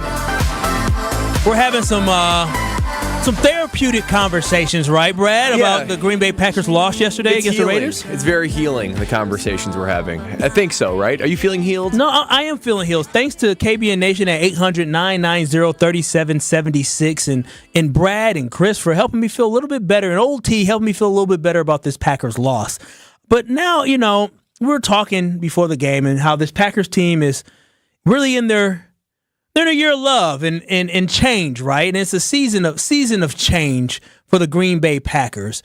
And a lot of people were talking about, is this a rebuild? Is this a reload? What are they doing with this house? And Brad, how do you see this? What analogy would you apply to what we're seeing with this Green Bay Packers organization franchise this season? Well, as I see it now, and as someone that a little bit more than a year ago moved into my first home, and my wife and I took a little bit of a remodel project of ourselves. And so I'm speaking from a little bit of, personal experience when talking about this, and all these words of rebuild, reload, and I just hear rebuild, and I see in my mind's eye the process of taking a home and basically like flipping it, of trying to take what you got, rip it out, put something in new that's there that increases the value of the home, right? And makes it a little bit more appetizing to live in. And as I think about this whole idea of the Packers being in rebuild, it makes me think of, okay, well, what stage are they in? Because it's a process to take a home that already exists and to tear away what's there and then put on something new. And it made me think, you know what, especially after these last couple of weeks, I think this team is still in demo mode, right? The demo mode is where you're taking a hammer to the drywall, you're ripping up carpet, you're doing stuff that's kind of making a mess, right? It's kind of ugly, it's kind of nasty. And that demolition process, it's never enjoyable because you're seeing things get worse before they get better. And you're honestly not entirely sure how it'll go. You're not even entirely sure how it'll look like by the end of the process, right? Because you saw it beforehand, and then you go through demo, and you're like, gosh, I don't even know if this is all going to work when it all ends into it. Maybe I should have just kept it the same. But as I look at the Packer team now, even though we're early in the season, it looks like the Packers are in demolition mode. And, earlier in the season, it looked like it was going to be a pretty easy demo. You focused on a room or two, you pulled out the drywall and the carpet, and bam, a new carpet went in, a new drywall. It looked great, right? The first few weeks, you had a comeback, you beat the Bears. Boy, that was easy. That's not that hard to do. I don't know why everyone's complaining about remodeling a house all the time. This isn't so hard to turn a franchise around. I think that we thought the demolition phase might have been over. And over these last few weeks, something has become very clear to me, that you've moved on to the next room. Not only is the demolition mode not over, there's still a whole lot of drywall to tear down, lights to change out, carpet to pull out.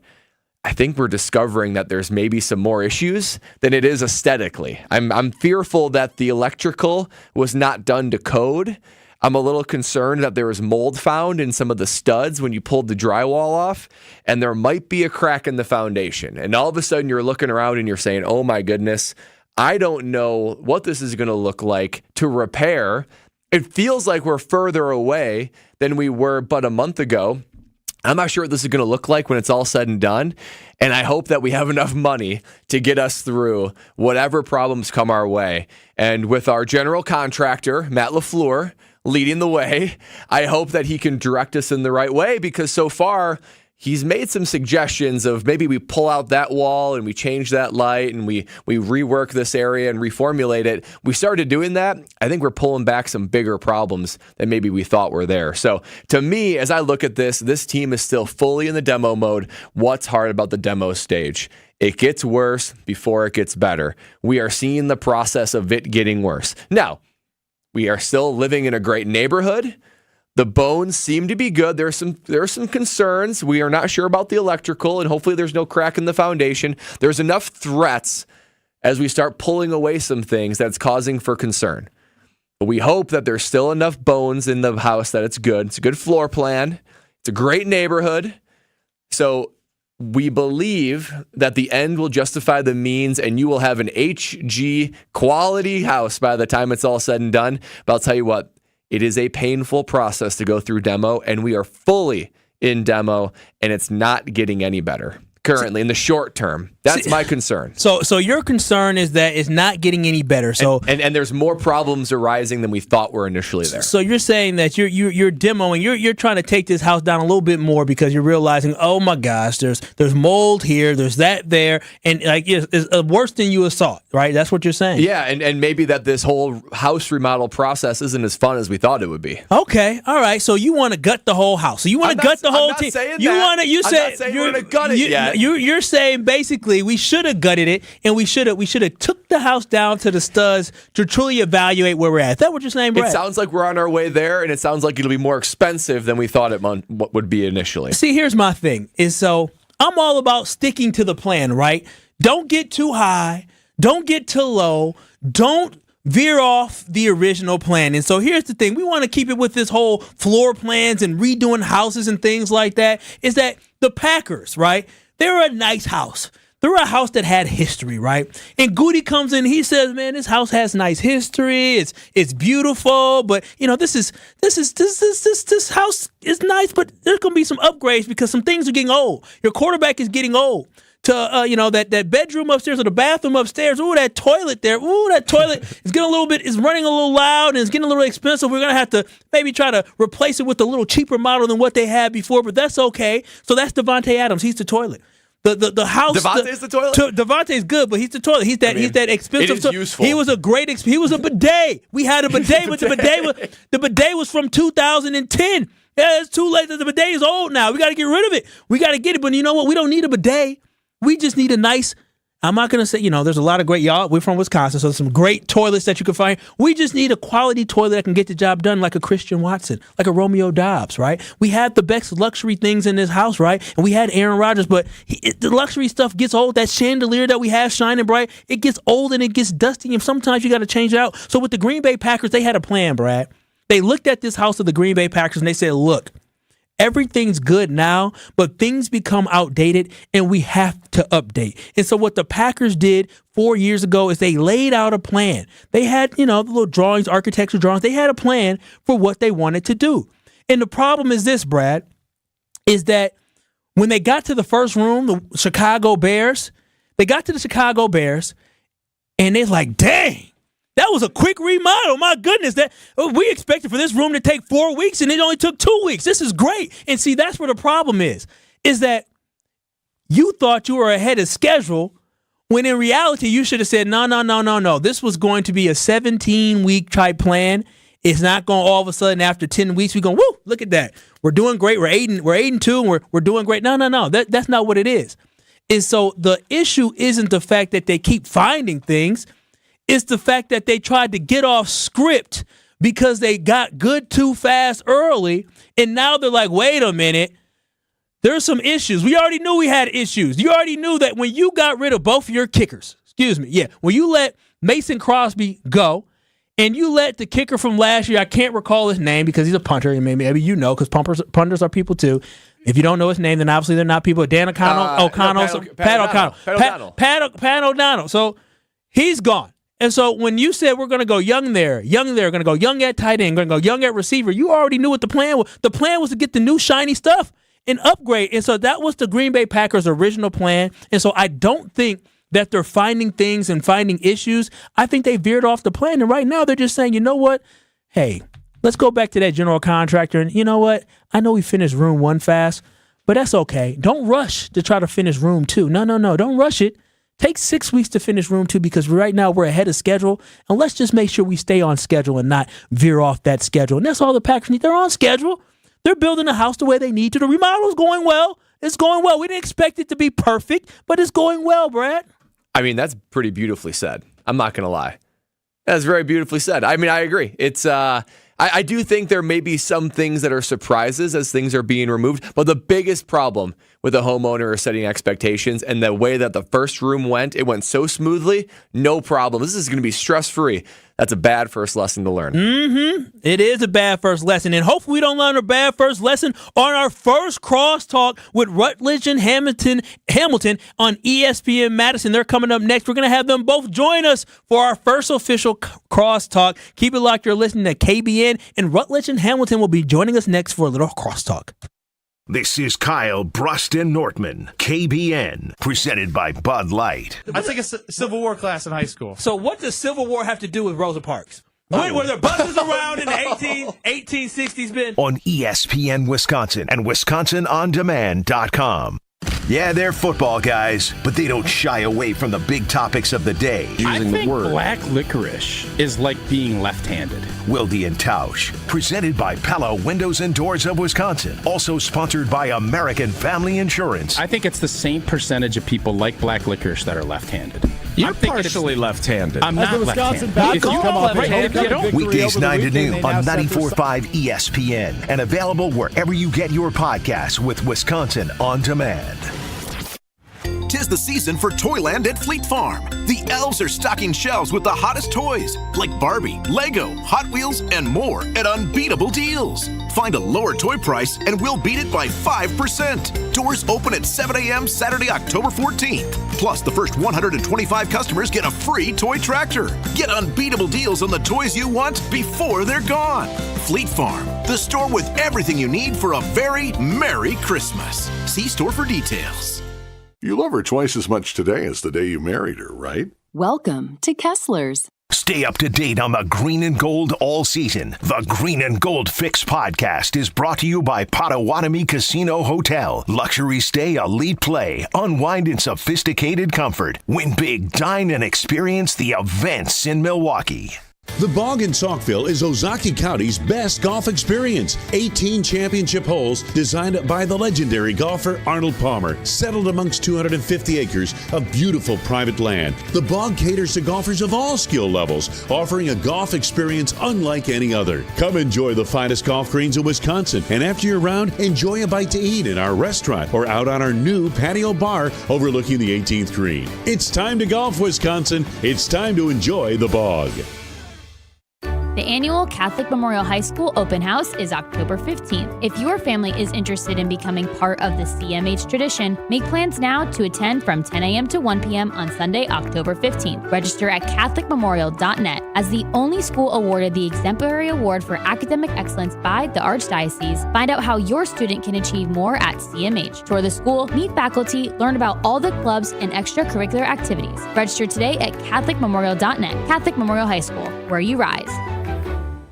The future of joint pain relief is right here in Milwaukee. It's QC Kinetics, Advanced Regenerative Medicine. Hey, this is Brad Nortman. If you've been told that more steroids or surgery are your only options, don't be so fast. Get a second opinion and learn more about how you can harness your body's own healing agents to attack that joint pain. I'm talking long-lasting relief. QC Kinetics doesn't mask the pain. These treatments go to the very root of the problem, using concentrated healing properties placed directly in your joint to restore and repair that damaged tissue. Imagine living your life this fall with no more pain in your knees, your hips, your shoulder, or your back, and with no drugs, no downtime, and no surgery. Listen, life is about motion, and QC Kinetics is giving people their lives back with these all-natural treatments. Call the local medical professionals and get a free consultation today. QC Kinetics, the nation's leader in regenerative medicine. Call 414-285-3474. That's 414-285-3474. Again, 414-285-3474. Q Club of Wisconsin is a hangout spot for watching sports, playing games, and having some drinks. Mike, what do you have going on over there? That's right, Gary. We've got so much going on here. And of course, you know we're your home for green and gold games every week. Plus, book our VIP area for any of your parties, which includes a private pool table, 2 shuffleboard tables, and 4 dartboards. And of course, our fish fry piled high on Wednesdays and Fridays. All happening at the Q Club of Wisconsin, North Grandview Boulevard in Waukesha. Check out QClubofWisconsin.com.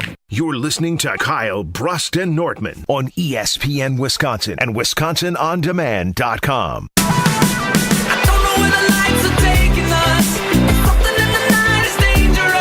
It is KBN on ESPN Wisconsin, ESPN Milwaukee 94.5, ESPN Beaver Dam 1430, and ESPN Madison 100.5. We're being joined by Rutledge and Hamilton, which comes up next on ESPN Madison. Hey, how you fellas doing? What up? How you doing? Doing fantastic. Is Rutledge in there too? I am. I'm feeling good. It's a good day. Oh, wow. Wake up today, big smile on my face. Just being proven right over and over and over. Feels good. Painful. Can we just get into a little civility, have a little chat with our friends before we start? I'm feeling good. Oh my gosh, guys! I apologize for my co-host. Brad, tell me about this Rutledge guy a little bit. You've been in the Madison studio before, and I forgot he was a Bears fan. Tell me about what I just got myself into. Well, he basically put his cards on the table right there. Bears fan, and not that there's anything necessarily against the Packers, but a Bears fan is going to be always lean toward a Packer hatred. Relishing in the fact that the Packers had a pretty brutal game last night. That was to be expected, Jim. That's okay. To be fair, I said on the pregame show that both these teams was a mid-off. Both these teams were going to combine to get less than 35 points. I predicted the Packers were going to lose 17-13 or 17-14. I thought they lost 17-13. It was wrong. Okay, you're right. I gave him too much credit, Kyle. I gave him too much credit. You did. But I also said Jordan Love will start the season. He should look really good early, and then when there's tape on him, he's going to start looking bad, and now he's got to fix it. So Jordan Love's, it's not done, but he has to figure out how to change this backslide that's going on right now. Confidence is failing. Now he's missing throws, and I don't care if it's to the floor. I don't care if it's the players or Jordan Love. They all have to work, or it's just going to get worse. And to me, guys, Denver's the tipping point. If you lose to Denver, you should just throw your hat into the Caleb Williams sweepstakes. What are we hanging around for? So you want us to join you guys in the Bears fans? And okay. Hey, I am an expert at quarterback play. I am an expert at it. And you're an expert in coaches kind of blowing quarterbacks with potential. And I'm also an expert in the stages of grief that people with bad quarterbacks go through, which is blame the players, leaning heavily blame on the Jim play callers, blame the coach. You blame everyone. The quarterback comes last. Well, but realistically. Sorry, go ahead. Well, no, and we've been talking about, what area of the ball are you most concerned about? It's been pretty majority leaning toward the offense today. But it sounds like, Jim, are you putting more blame on Jordan Love than you are Matt LaFleur? Here's what I would say. It better be Jordan Love and not Matt LaFleur. Because if it's Matt LaFleur, that means you're going to end up, firing the coach after, next season? And then you got to start over? So it doesn't really matter where the blame lies. They have to get it fixed. Because, Brad, you were in the NFL. If you have to start over, all the advantages that Jordan Love had of having the same coach and the same offense and the same coaching for 4 years is out the window. And now a new coach comes in, and you have to reset all that, and Jordan Love isn't his guy. So I don't care if it's Jordan Love. I don't care if it's Matt LaFleur. If it doesn't work, however it doesn't work, Jordan Love is very tenuous right now. They have to figure it out. Because if Jordan Love's not good, then obviously he'll go. But if Matt LaFleur isn't good, Jordan Love's still going to go because a new coach is going to come in here and they're not going to come in and say, hey, in year 6 in the NFL, I want to roll with Jordan Love. They're going to say, no, give me my guy. Well, so this is make or break for everyone. Yeah, no, and I agree. And I said this actually when the Packers embarked on this rebuild process was you have to be very careful to not lose the culture that you've built over the last 30 years because you can become an irrelevant franchise and a joke of a franchise very quickly. See the New England Patriots. So it's one of those things where you do not want to lose that, and you can find yourself in a perpetual rebuild mode. So, look, I mean, it felt like the talent was there to at least make progressions and take baby steps to peak in the future. But nights like tonight make it hard to see the light at the end of the tunnel right now.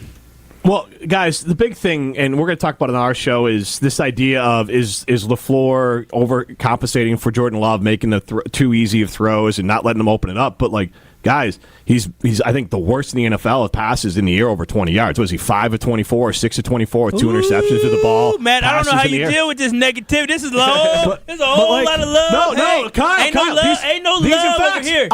Give me facts to prove. No, give me the other facts. I'm just giving you facts. There's no negativity in facts. Those are hard, real numbers. I'm just saying. And he leads the league in interceptions. Those are real numbers. All right. So now, Matt Hamilton, you're a Packer fan, correct?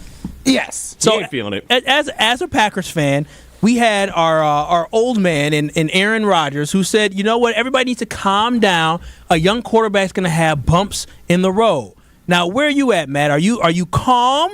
Or are you like, sitting here listening to Rutledge tell you all these bad things about our boy Jay Love? Real things, by the way. First of all, being a Aaron Rodgers sympathizer, I think Jordan Love might have started a little lower on my. Like he had a taller hill to climb to reach my heart than most Packer fans who were just done with Aaron Rodgers, right? So I think I guarded my heart a little extra with Jordan Love. We got into this season, the first 2 games, I was like, you know what? He's exceeding my expectations. The completion percentages aren't there, but the guy looks poised. He's being smart with the ball. We're not getting interceptions.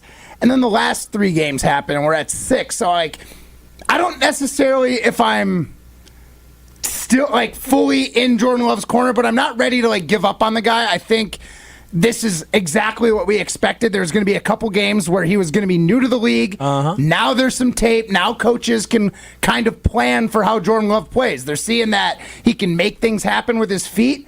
You got a guy watching him now. He was able to get around a little bit last night, but for the most part, the Raiders kept him around the pocket and kept him contained. So I don't know. I'm not ready to give the guy a contract. No, listen. But I definitely am not ready to throw in Clifford the Big Red Dog at quarterback and let him sling the pill. Jordan Love's my guy. We're all good with that. If you want to hear more Rutledge hate and Matt Hamilton not being very optimistic, definitely tune in to Rutledge and Hamilton on ESPN Madison. This is KBN. Thank you, Matt. Thank you, Jim. You can hear them on ESPN Madison. On ESPN Milwaukee and ESPN Beaver Dam, you'll have hour 3 of KBN.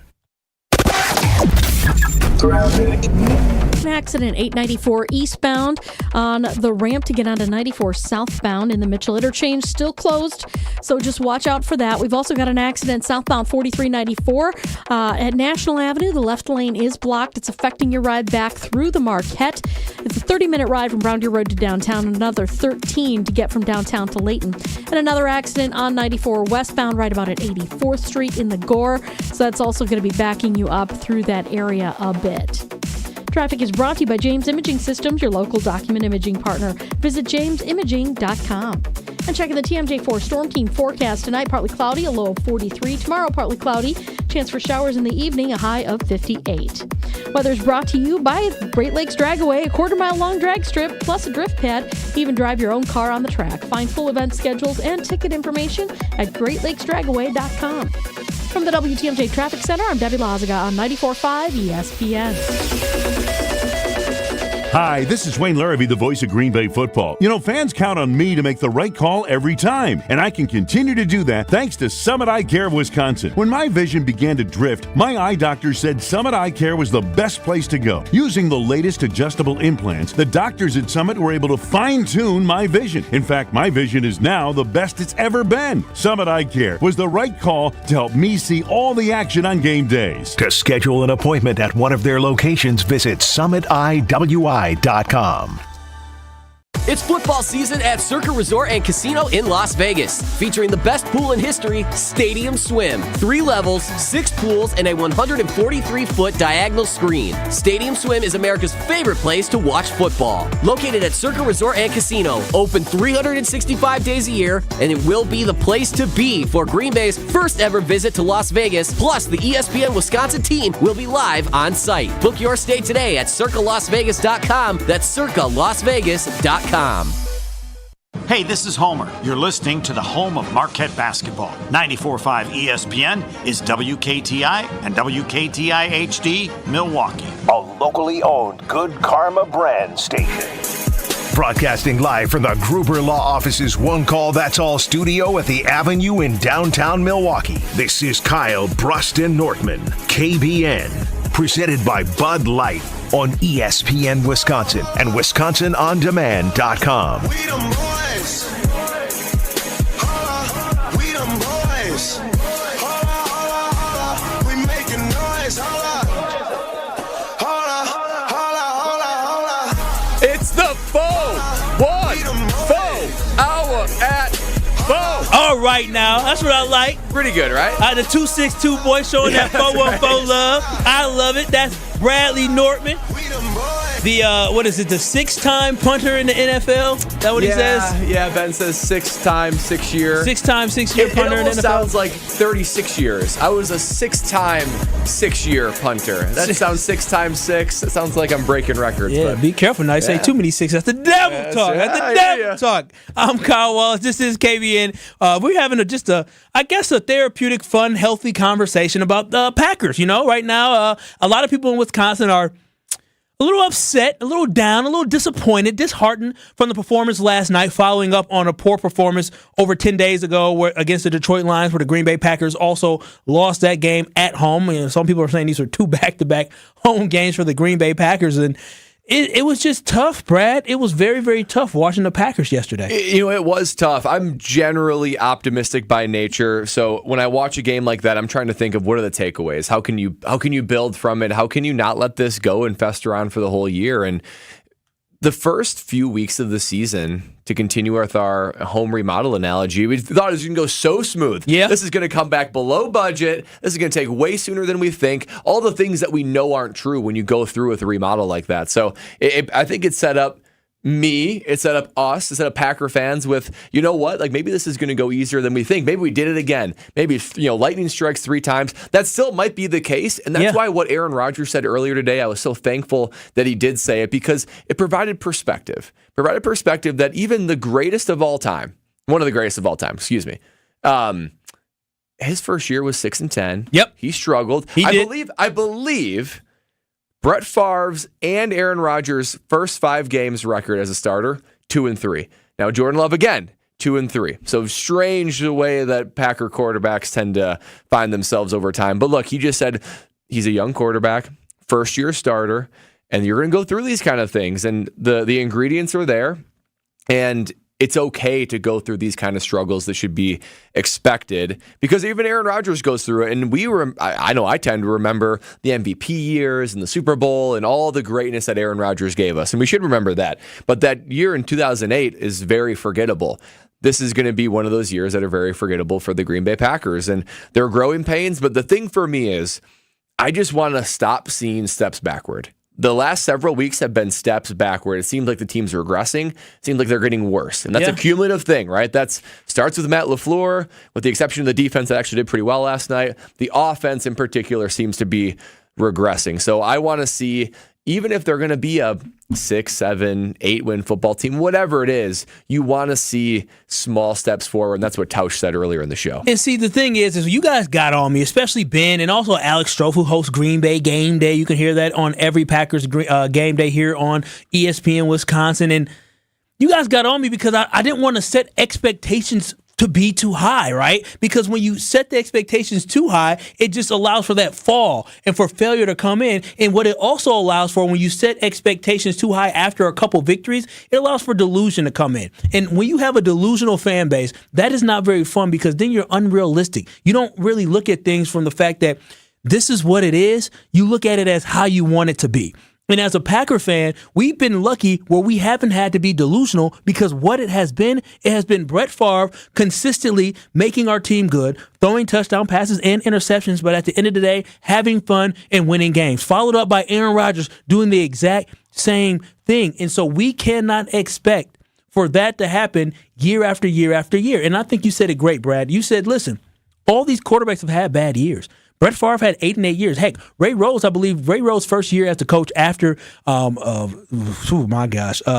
left, was 8 and 8, and they ended up firing him. Brett Favre had a 4 and 12 year, I think in like 05 or something like that, when they ended up firing Mike Sherman. And then again, and then we've had a 6 and 10 year where we talked about where Aaron Rodgers' first year. These things happen, and let's prepare ourselves for that. When 2008, when we went 6 and 10, that team had no business going 6 and 10 with the roster that they had specifically offensively. Fast forward now, I'm not a mathematician, to 2023. It's like 15 years. It's 15 years. 15 years forward. This team is worse off than what it was when the Packers went 8 and 8. Worse off when the Packers went 4 and 12. Worse off when the Packers went 6 and 10 with Aaron Rodgers in his first year. So we have to understand, do not expect this team to be better than what they should be. And you should not expect guys who were in college classes last year to be leading this team this year to wins on the field. And as Brad said, we just don't want to regress. We want to take positive steps forward. Well, and is that the concern, though, is that maybe it was too big of a rebuild. Maybe that we should have kept some of the pieces and at least had some continuity, because that's what I felt like Aaron Rodgers had in 2008 that Jordan Love doesn't have now. He had continuity of a really good roster of good veterans around him that can ease him into the situation. And you look at even the wide receiving group, right? There's no veterans on that wide receiving group, which is great. That means all the young guys get all the plays, all the routes, all the balls. They get to learn, as only experience can teach them, what it looks like to be a wide receiver in the NFL. But it is valuable to have a veteran in the room that can teach you some of the things that a coach can't, that experience can't, on just small nuances. So that might be the one thing that, as we're starting to peel back the carpet and the drywall and looking under, man, I just wonder if there's If it wasn't too much of a reset, we won't know. And if we're looking 2 years down the road and this young squad is all of a sudden coming of age and dominating, and it looks like they'll dominate for years, then it was a great call. But you can't understate the level of change that the Packers went through. It's unbelievable, and you're seeing the extreme growing pains they're going through. I mean, the thing about it is the Packers did not have, and maybe Mercedes Lewis, that's the only one, but the Packers didn't have any veteran receiver that was worth keeping. You're not keeping a Randall Cobb around. You're not paying Alan Lazard to be around, to be a mentor to these young guys. They just didn't have the pieces you needed that were already under contract that you can keep for another season. You know the one guy they did keep around for one season to potentially just help with the transition? Do you know who that was? Who was that? David Bakhtiari. And you know what? David is hurt now. So now it is on all of the young guys. So they just didn't have the players at the positions that you had that youth at. They didn't have those guys to be able to help that transition. And so I'm not mad at the Packers for actually deciding to say, you know what? Let's rip off the Band-Aid. And we have a defense here that has some experience, not consistent. Well, I guess they are consistently bad against good teams, consistently good against bad teams. But you have a defense that is going to have its ups and downs, and hopefully they can keep your offense in enough games where they have an opportunity like they did yesterday to come from behind and win, like they did against the Saints to come from behind and win. They didn't hold up against the Falcons, but you still had an opportunity as an offense to go downfield and potentially win that game. Yeah, well, in general, when you talk about all the youth of this team and even the good and bad of the coaching staff, especially winning the games that the Packers won earlier in the season, and even just going back in years past, and even as a fact of life, when you win, it can cover up a lot of blemishes. It doesn't force you to answer the questions that you really should answer. Losing, especially losing in the fashion that we lost the last 2 weeks, it forces you to take a good hard look at everything that's going on underneath the hood and saying, what do we need to change? Like, what is not working here? And maybe this bye comes at a good time, because I won't say this is rock bottom. Losing to Denver would be rock bottom for sure. But there's enough going on that the blemishes have been brought to the light, and you look at them and you just say, you know what, we need some change here. What we saw the ingredients, how good it can be when it was working. See the Bears game, see the first 3 quarters of the Falcons game, see the fourth quarter of the Saints game. It's there. We know that there is something special when things are clicking. The Packers need to ask themselves, why are things not clicking now? What do the coaches need to do? What do the players need to do? And Matt LaFleur gave his players that homework over the mini bye. Now they're on a major assignment as a team to figure out what the heck is going on, and it starts from the top. Yeah, it does start from the top. And I'm just thinking in my head, if we were to shift some of these games around and maybe you lose the first 2, then you win the next 3, or you lose the first 3, you win the next 2, then you're more optimistic about what's going on. And the one thing I think that we have to remember is that this team, other than the Lions game, has been competitive, right? And that should be something that should be a step in the right direction. You went against a team yesterday in the Raiders that are not a very well-coached football team, don't have a good offense, have a good defense whatsoever. But Jimmy G is a guy who has won a lot of football games. I believe now he has 92 wins as a starting quarterback in the NFL and has won playoff games. They have a receiver in Devontae Adams that has won football games. A running back in Josh Jacobs that was the leading rusher in the NFL last year. They had a defensive lineman in Max Crosby that is an absolute stud on that defensive line. So they have some pieces. They have some experience. They have some guys. And the Packers on the offensive side, they don't have any of that on the offensive side except for Aaron Jones, who did not play yesterday. But they still found a way, and though the Packers offense played abysmal, they still found a way to be in that game. And so for me, wanting to be optimistic and glass half full, I should find some happiness in the fact that this team hopefully will eventually get it all together and play a full game, a full 4 quarters, and Aaron Love and Jordan Love puts it all together for this team and leads them to victory as the season goes on. Do you need to see that as the year goes on, or if it's through the end of the year, inconsistent and inability to deliver in the first half, the things that have been plaguing this team throughout the year, by the time week 17, or I guess week 18 comes around this year, in order to have optimistic for next year, because that's what you're saying, right? Is this year we need to let go of any optimism, be realistic, and know it's going to be a painful process, and we can be optimistic for the future. Do you need to see them start to maybe turn the tide a little bit as the year goes to maintain that optimism for the future? I mean, if we're talking about week 15 and we're still talking about this offense consistently not being able to have fast starts, having slow starts, guys still running the wrong routes, guys dropping passes, Jordan Love not having time to pass the ball, Jordan Love being inaccurate, not being able to hit the deep balls consistently, making poor decisions like he did yesterday with, I say, all 3 of those interceptions, then yes, that would be very worrisome because you don't see that progress and the steps in the right direction. But the expectation that we should have had this entire year should be, listen, it may be ugly early, but by the end of the year, you're going to say, yeah, that Packers team, they're taking a step in the right direction. We talked about what the Lions did. The Lions sucked in Dan Campbell's first year. Then they got a little better last year, and now they're there this year. So if it's a 3-year process, and I think next year you'll see that change where the Packers are now competing for the playoffs, I think that's where we're going. But we just cannot rush the process here. 800-990-3776. That is the talk and text line that you can text in if you want to join in on this conversation talking about whether or not the Green Bay Packers are in a remodel mode or a complete demolition mode here. And Allen in Milwaukee, he said realistic fans saw this coming because people on the radio were just blindly, and I don't know about us, throwing out win totals like 6 and 9, saying they're going to win the division and all the stuff because they were just being homers. But nobody was set in specifically spell out the team that they would beat. And so if you look into the roster, and you look at one-on-one quarterback matchups, they aren't really set up to win very many games. And I think that a lot of people going into the season, Brad, were thinking that the Packers, I know the hype did kind of get a little bit heightened as we got closer, but a lot of people, Vegas had them at 7 and is looking like they're going to be 7. Well, and to be fair, fans, radio personalities, even in the national media, they were looking at the evidence that was being put forth to them over the course of the first 3 weeks. It's not like we were seeing the team play this way over the first 3 weeks and just completely changing our expectations. We were seeing Jordan Love, who was the most efficient quarterback in the NFL the first 3 weeks, had the highest QBR, had something like 8 touchdowns, no picks. And what this team was putting together created a ton of optimism. How could you not look at that and say, holy cow, maybe this team is better than we thought?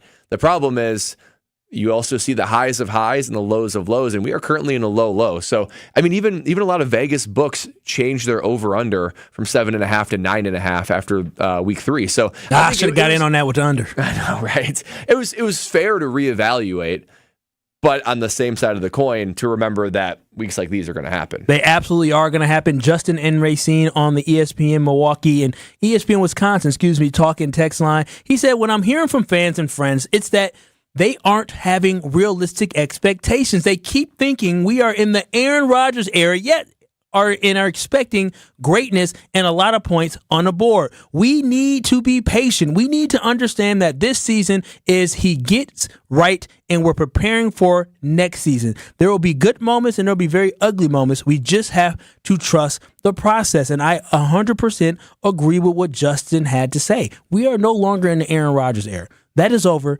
He's gone. He's in New York somewhere, or I don't know, in Cali, wherever he wants to be. This is a new era.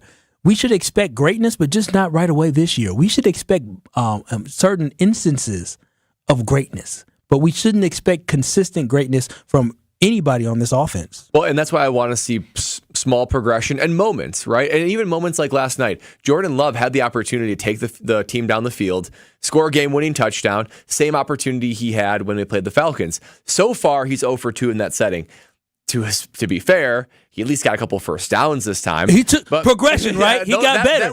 That would be the definition of small steps. But hopefully, by the time it's week 15, he can actually lead the team down the field. So that's just from me. I need to see. I feel like we have seen some important ingredients. We need to see it consistently. We need to start to see steps moving forward, not moving backward like we saw the last couple weeks. I love that you even brought that up. The small steps, right? It's a small step. And then, if Luke Musgrave maybe catches a pass or Romeo Doubs catches a pass, maybe he doesn't heave it downfield to Christian Watson on 3rd and 10. But there's still small steps. So there is a bright point in that. But there's also a bright point when it comes to health and when it comes to getting your body right. Ain't that right, Brad? That's exactly right. And, Packers are experiencing growing pains, but there's no reason that you should be experiencing pain. I know that this time of year, even me, from my playing days and punting, like joints and pains and a little creaky and cracky. And that's where you need to find a way to relieve that pain. And guess what? Relief can be found right here in Milwaukee, and that's through QC Kinetics. They're the leader in advanced regenerative medicine. If you've been told that steroids and surgery are your only options, you need to make sure you check out all of your options and get a second opinion and learn how QC Kinetics can harness your body's own healing power to attack that joint pain that has been giving you frustration and holding you back. You don't want to be held back. I'm talking about lasting relief. QC Kinetics, their game plan is not just masking the pain. These treatments go to the root of the problem. These concentrated healing properties, they go directly into your joint. And when they do that, they can restore and repair that damaged tissue. You want to live a life in motion and an active life. And we can do that with no pain and with no drugs, no downtime, no surgery. So if you're experiencing pain in your knees, your shoulders, your hip, your back, you should call QC Kinetics and get back to that active lifestyle that you're looking for. QC Kinetics is giving people their lives back with these treatments. So call your local medical professional today and get a free consultation today at QC Kinetics, who is the nation's leader in regenerative medicine. Give them a call today at 414-285-3474. That's 414-285-3474. One more time. That's 414-285-3474. KBN Nation. We got a little nonsense coming up and a little question that Brad had, because Brad was walking around the market hall and he saw somebody with the nice stereo walking around, and he had some questions that he wanted to present to KBN Nation. We got to keep you all locked in because I got to hear this story from Brad. You're listening to KBN here on ESPN Wisconsin. This is Kyle, Brust, and Nortman, KBN, presented by Bud Light. I'm not going to I like to keep it off of the nipple thing because I have hard nipples all the time. It doesn't matter if it's hot or cold.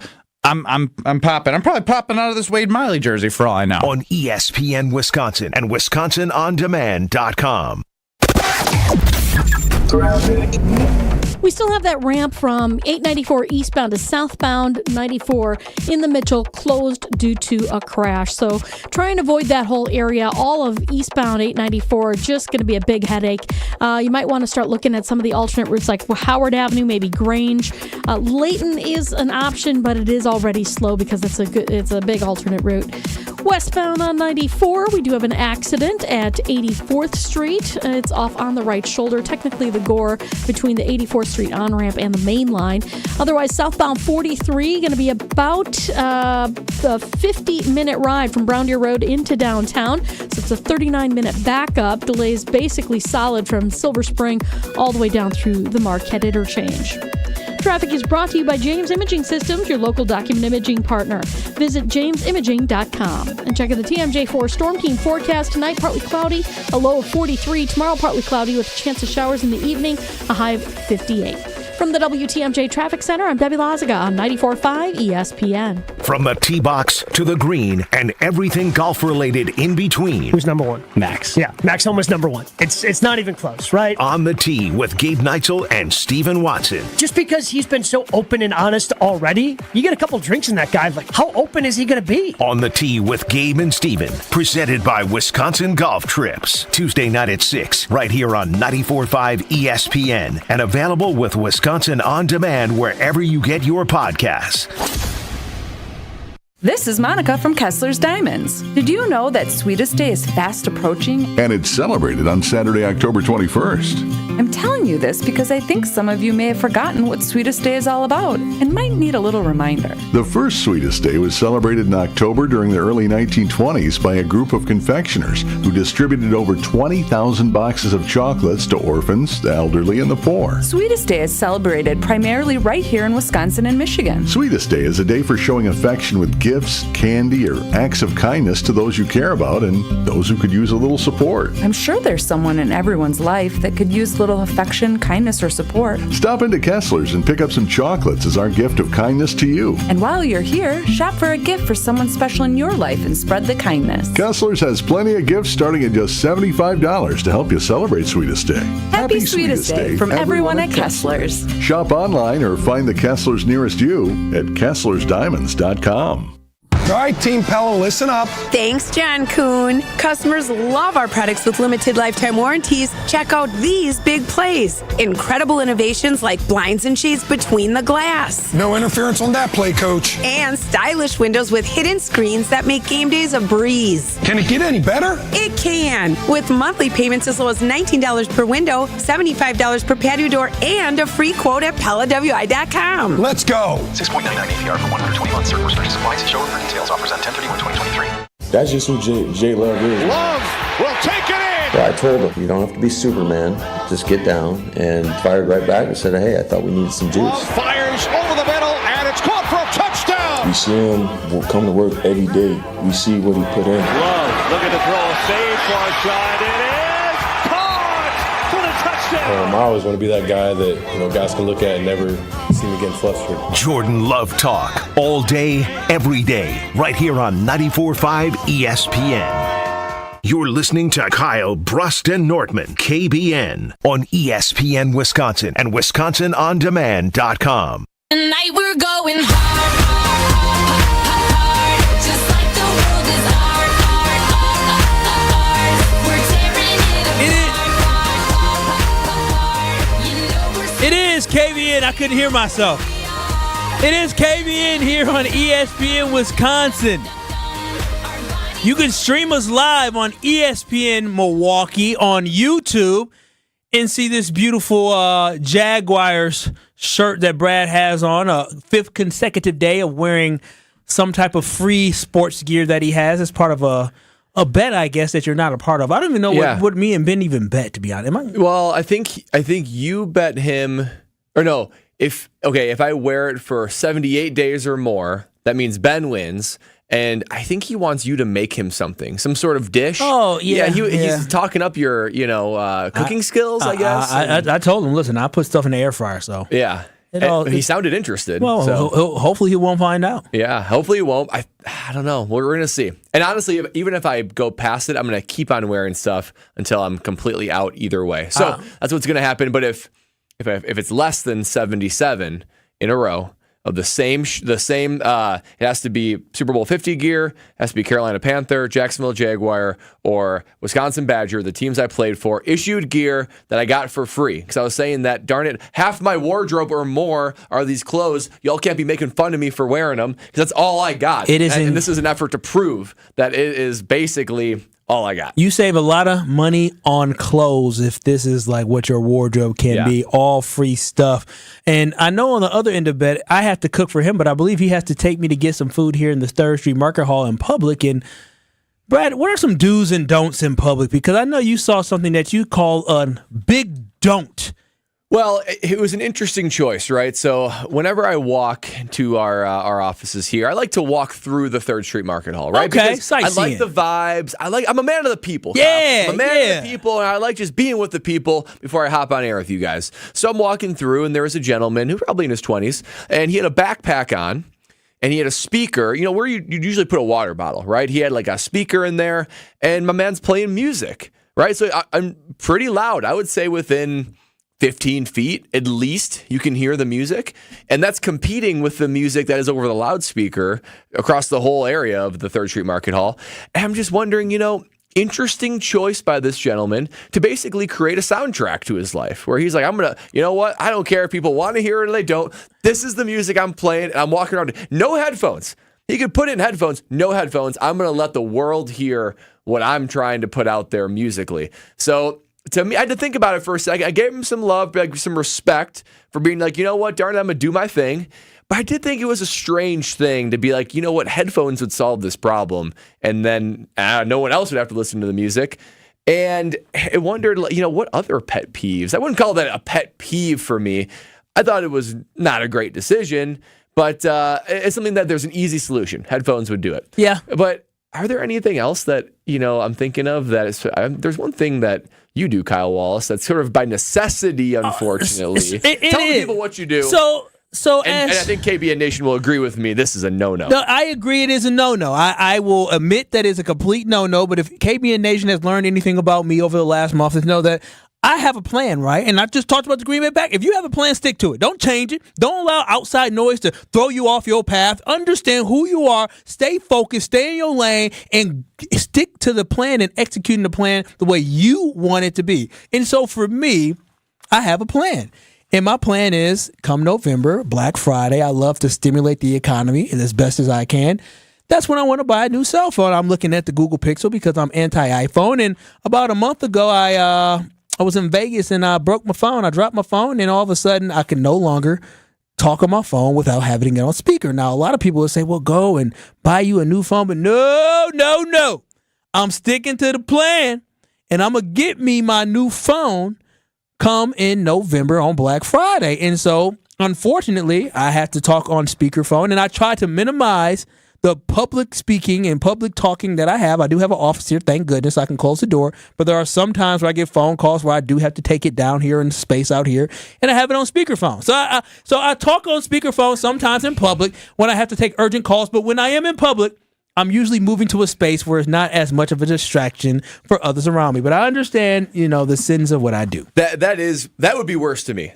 Playing music, okay, that's one thing. Talking on your phone, on speakerphone in a public place, I feel like nobody really wins in that situation, right? Nobody around you wants to hear it. The person on the receiving end of that phone call, you don't hear speakerphone as well. No, you do not. And it picks up on more exterior stuff. And there's no way that the person speaking on speakerphone that is that you're witnessing, there's no way they can hear any better. Who wins in that situation? In my pockets. But here's the thing. I will give you a pass, Kyle Wallace. I will give you a pass. I know I got people all my business. Y'all know I have my tooth thing done. I've taken some private calls. Especially we talked about my business that I took on the last Tuesday. Actually, before we went to AmFam Field. It was on speakerphone. Listen, it's a sacrifice. So I apologize to anybody I annoy with that talking on the speakerphone. Well, wait a minute, though. Now I'm thinking about this. Just as in the same way this gentleman could have put headphones in, even via Bluetooth, right? Like I can understand not wanting a wire, right? But there's Bluetooth headphones. Why don't you use Bluetooth headphones for your calls? So this is what happened. So I'm rough. All right, I'm a rough one. You know what I'm saying? Oh, like man, my mama, my grandma used to tell me and my brother and my cousin, stop all that bumping and jumping upstairs. That's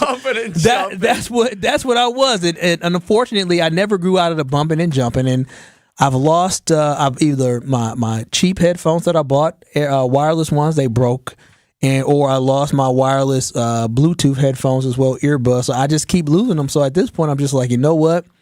I have wired, but I have these wired, but then the wire's too long, it'll be hanging, and it's just too much. So you know what? I'm willing to be that guy for 2 months in order to make sure that I don't have to be inconvenienced. So in the same way that when Ben Brust puts money in his hand to be gambled, that it just gets destroyed. Destroyed. When you have technology in your hand, it tends to not end well. It tends to not, and actually that is very true. I can admit who I am. You know what I'm saying? I'm not running from who I am. It is what it is.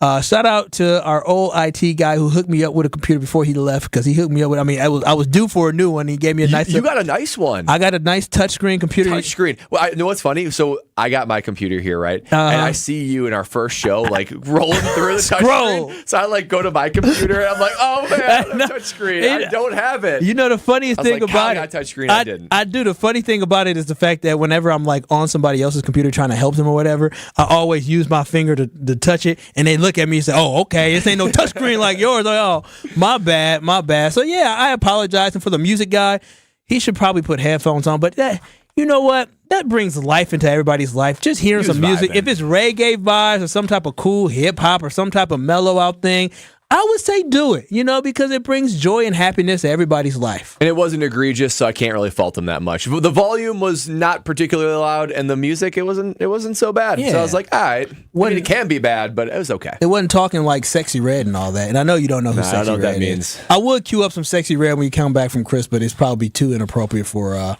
anything before 10 o'clock at night. Dang, that's a strict boundary. 800-990-3776. This is KBN. We'll have more conversation on the other side. You're listening to Kyle, Brust, and Nortman, KBN. Is this like a KBN, or is it like individual picture per page? No, I was hoping this is going to change the price. It's like a calendar. You got your own page. Okay, your own page. Okay, own page is one thing. I can do that, but if I got to be nude, taking multiple pictures for an hour next to y'all swanging and wanging all over the place, I don't think I want. Presented by Bud Light on ESPN Wisconsin and WisconsinOnDemand.com. An earlier accident in the Mitchell interchange has cleared out of the way. Everything's been reopened. The ramp from eastbound 894 to southbound 94 is clear. Now, we've got still big backups through that area and through all the way back to the Hale interchange up southbound 894. So watch out for that. We got some big delays coming in from National all the way down and around. We've also got some big delays on southbound 43 from just south of Bender Road all the way down through the Capitol Drive area, back on the brakes all the way through the Marquette. Right now, Brown Deer Road to downtown is going to take you about 46 minutes. Traffic is brought to you by the Neal Group. They know how to minimize your taxes to keep more money in your pocket. Visit nealgroup.net. That's NEAL Group.net. A check of the TMJ4 Storm King forecast. Tonight, partly cloudy, a low of 43. Tomorrow, partly cloudy with a chance of showers in the evening, a high of 58. From the WTMJ Traffic Center, I'm Debbie Lazaga on 94.5 ESPN. Men's wedding bands made from whiskey barrels and meteorites. Welcome to Kessler's. Change your grocery game plan to locally owned Century Foods, home of the best meat, freshest produce, and tastiest treats. Now through Wednesday, save on 24-pack Essential Everyday Spring Water, $3.99. 10 to 12 count or 8 to 16 ounce selected varieties Ortego taco shells, beans or sauce, 2 for $4. 16 ounce or 4 to 6 count selected varieties Halo Top ice cream or pops, $2.99 with coupon. 18.2 to 24.5 selected varieties Gordon's Fish, $4.99.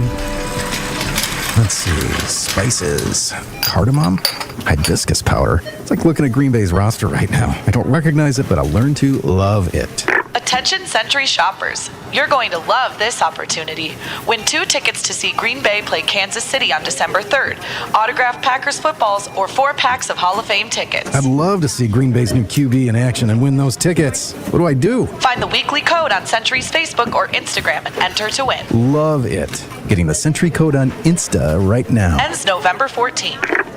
Sunday, Sunday, Sunday. That's right, folks. Great Lakes Dragway's 2023 race season is in full swing. Come out to see our annual events like Memorial Day Weekend, Labor Day Weekend, Nitrous Streetcar Brawl, Import Wars, Larry's Fun Fest, and Bug Fest. Looking for something new and exciting? Come see the Night of Fire Jet Show. Want the track all to yourself? Email or call about a private track rental. Go to GreatLakesDragaway.com for contact information and our full season schedule. Great Lakes Dragaway, just a burnout west of I-94 on County KR. Be there.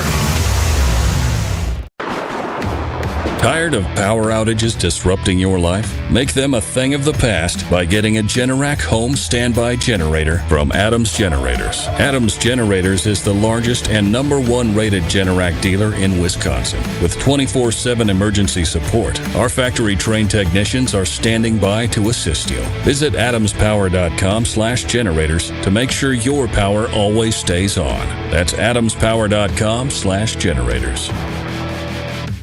We know that the people of Wisconsin are hard workers, that they're tough. But even the toughest among us need help after a serious accident. If you've been injured, call Gruber Law Offices today. One call, that's all. Whether it's live or in podcast form, you've heard us on air with all of our shenanigans. Gabe, I'm throwing some. Why are you throwing? I don't want. Now see your favorite 94.5 ESPN shows streaming on video. By me, by the way. I hit that microphone like 4 out of 6 times on that. Subscribe to ESPN Milwaukee on YouTube and get notified when we hit the air live. Plus, you can watch back any second that you miss and see original digital content too. Watch, listen, interact. ESPN Milwaukee on YouTube. This is Kyle, Brust, and Nortman, KBN, on ESPN Wisconsin and WisconsinOnDemand.com. You go bow for the result, nothing to discuss, cause I did win by default and without any doubt, I'm a me happy adult, I no go feed the girl, I no go feed the girl insult, I'm a mind that's you like the vibe? I put my life I like the vibe. Yeah. You know what they're saying? No. You don't know? I don't speak It's like it's Spanish. Nigerian. Oh, Spanish. Oh, my gosh. Is that? This is Nigerian? Yeah. You're not a fan? No, You like the vibe? I like the vibe. I like the vibe. This is the type of music where if they had the speaker playing out, you would be like, oh, okay. The whole place, everybody in the Yeah, proximity. there you go. Get a bounce. Go ahead, go to ESPN Milwaukee and see Brad catch a vibe. Yeah, Little bit of yeah. We gonna get it there. It's amazing that you can listen to a song and not know what they're talking about. So here's the thing. I'm not gonna lie to you. So this really occurred more, I would say, with Bad Bunny, right? There's a song, Bad Bunny, who's a rapper. I don't know if you heard of Bad Bunny or not. I haven't. I've heard of Bad Bunny. Okay, your hip level of Yeah. I'm not like basement level embarrassing. Wasn't sure, but that's fair. Wasn't fair question to ask me. Wasn't sure. And so there's a song with Bad Bunny and Drake, and it's called Mia, right? And Drake's even like saying Spanish words and that. I have no idea what they're saying. And we had a teammate that used to work with us at 101.7 The Truth, no longer works with us anymore. And he's Colombian. He was telling me like what the lyrics actually translated to, and I said, oh. And it's like, it's cuss words, and I had no idea. But, when people are talking a different language, I have no idea. So with Burna Boy, I don't know. Like, there's another song I love, and yeah, like right now, I don't know if they're saying anything good or bad right now. That's like the ultimate get around the FCC. It's like the ultimate hack, right? Say bad words in a different language. I don't know. Language nobody that hearing it understands. I don't know. Brilliant. I hope nobody listening speaks Spanish very well. When I Googled this song, I put down the clean version. It says clean version, but how do you know if it is or Yeah, not? that's true. Yeah, it could be a total lie. You have to wait for them to bleep it out. But yeah, this right here, this is Bad Bunny with Drake. I was told there's cuss words in what Bad Bunny is saying, is something like that. I don't know. So. Do you think cuss words in a different language are like less impactful? Yeah. Oh, 100%. Because you don't know it. Yeah. So you have no idea. It's kind of interesting though, but you're extending the same idea. It's just interesting. Even if the other person knows it's a cuss word in a bad language, I still feel like it hits easier. Yeah. It does. Language is weird. It's different with saying the B word in English versus saying it in Spanish, because you say it to an American, it's like, oh, upset. You say it in Spanish, where I was like, what did you say? I have no idea. I don't know what you just said to me. So yeah, no, I still enjoy the music. I enjoy the vibe, man. I don't listen to lyrics anyways. Yeah, big vibe guy. I get it. I'm a huge vibe guy, and some vibes that we don't like are some vibes from Ben Brust And you asked a question to me, and I said, "Well, let's pose it to KBN Nation, 800-990-3776. We want to hear from you all on this. And, Brad, we got two people coming back from Vegas. Can you kind of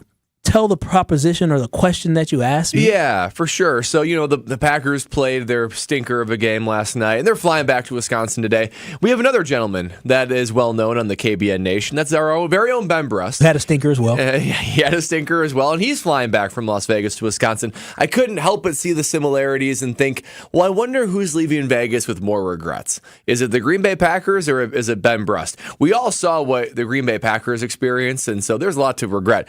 But we can't forget that I have no idea how Ben Brust did with his own personal money at the tables. I have to believe it was bad, because if the roulette spin was any indication of his luck for the weekend, it was swift and it was merciless and it was profitless is also what it was. So I'm sure he came back, and maybe he'll come back tomorrow and say that I'm all wrong, that he won a whole bunch of money and it was just one bad spin. But boy, oh boy, I think what was everyone telling you, Kyle, that he might have made some enemies now with people trusting Ben Brust with their money. Listen, the Green Bay Packers and Ben Brust, the difference is this, is that the Green Bay Packers have a lot of fans that are upset that really won't get a chance to touch them, talk to them, be in their vicinity or close to them. They don't have to work with them on a day-to-day basis. The Green Bay Packers also have an opportunity for something called redemption. Yes, they lost this week and they're 2-5, but they still have more games to play on this season in order to redeem themselves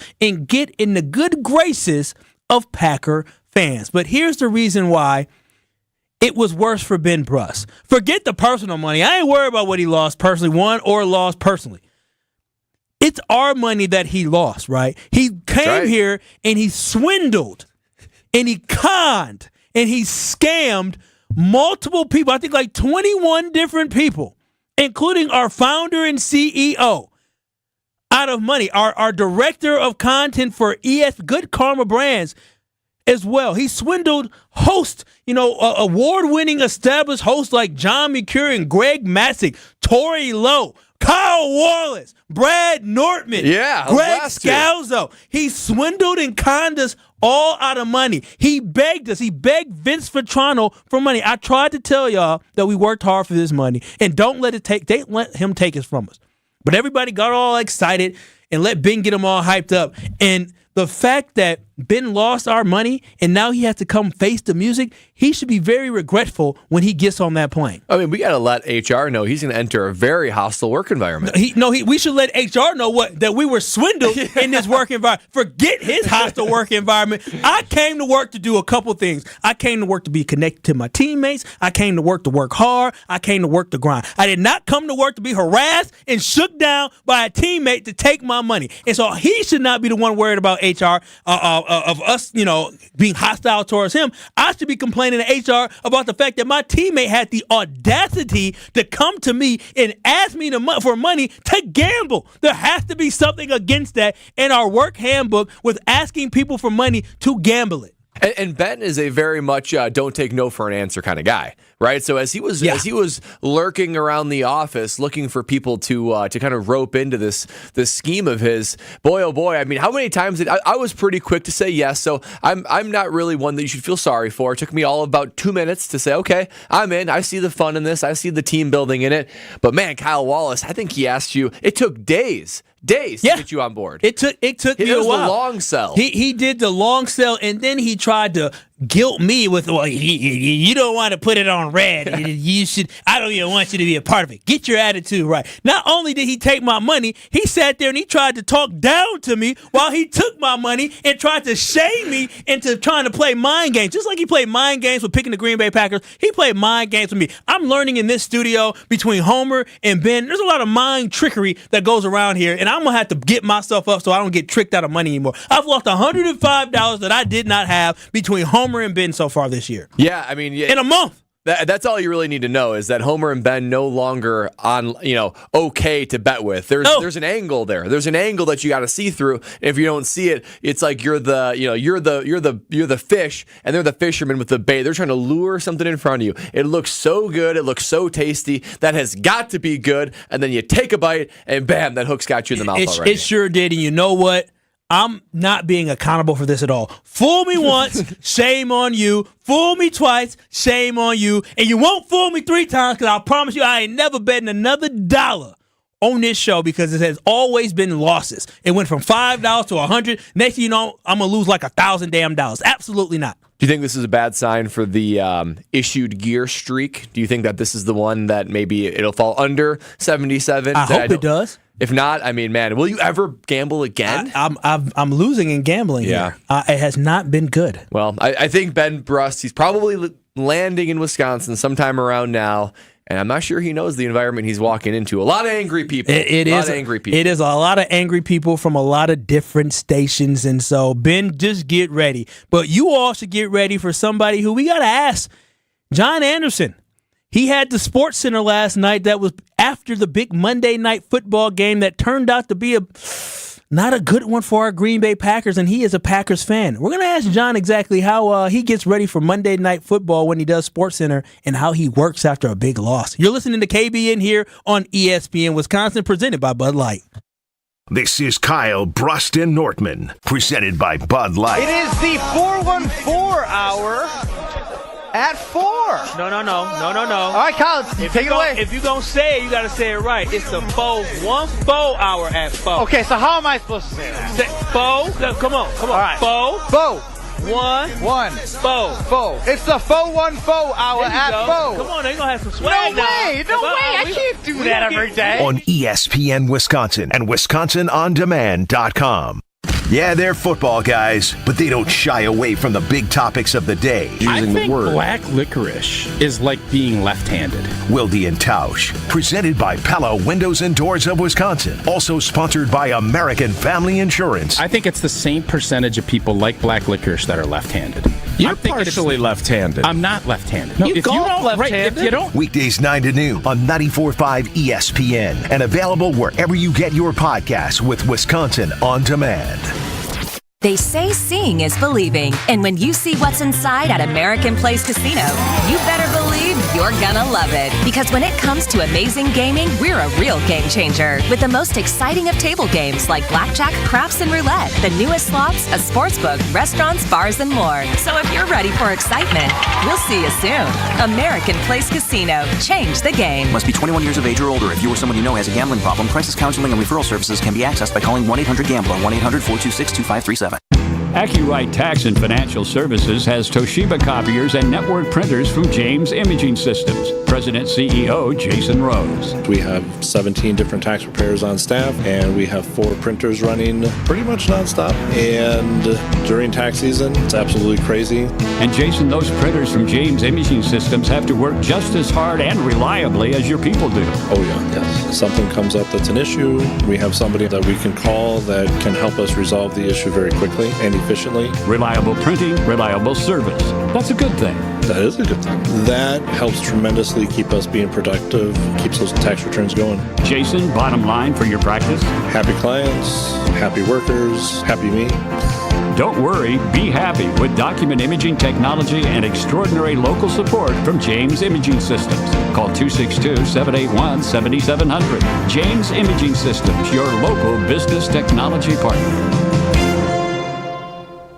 Here in Wisconsin, one name is synonymous with fantastic frozen pizza, Palermo's. For almost 60 years, Palermo's has focused on feeding Wisconsin families. And though Palermo's has grown a lot since 1964, they're still family-owned. They're still proud to call Milwaukee home. And they're still committed to making the best frozen pizza possible. From their new and improved rising crust pizzas to their guilt-free Primo thin pies, Palermo's has a delicious slice for every appetite. Find Palermo's in your local grocer's freezer food aisle. Palermo's, flavor is our family's business. Kevin Moret here from Mentality Men's Health. Guys, did you know that the stored belly fat reduces your free testosterone? The more the belly grows, the harder it is to drop, mostly because of the decrease in free T. It's a vicious cycle that men are losing, and unfortunately, everyone can see it. Mentality breaks that cycle with semaglutide, an industry-changing weight loss medication that can help you lose up to 15% of your body weight while preserving your testosterone. Join our over 20,000 clients to look and feel the way you deserve. In Milwaukee, go to lowtusa.com. That's lowtusa.com.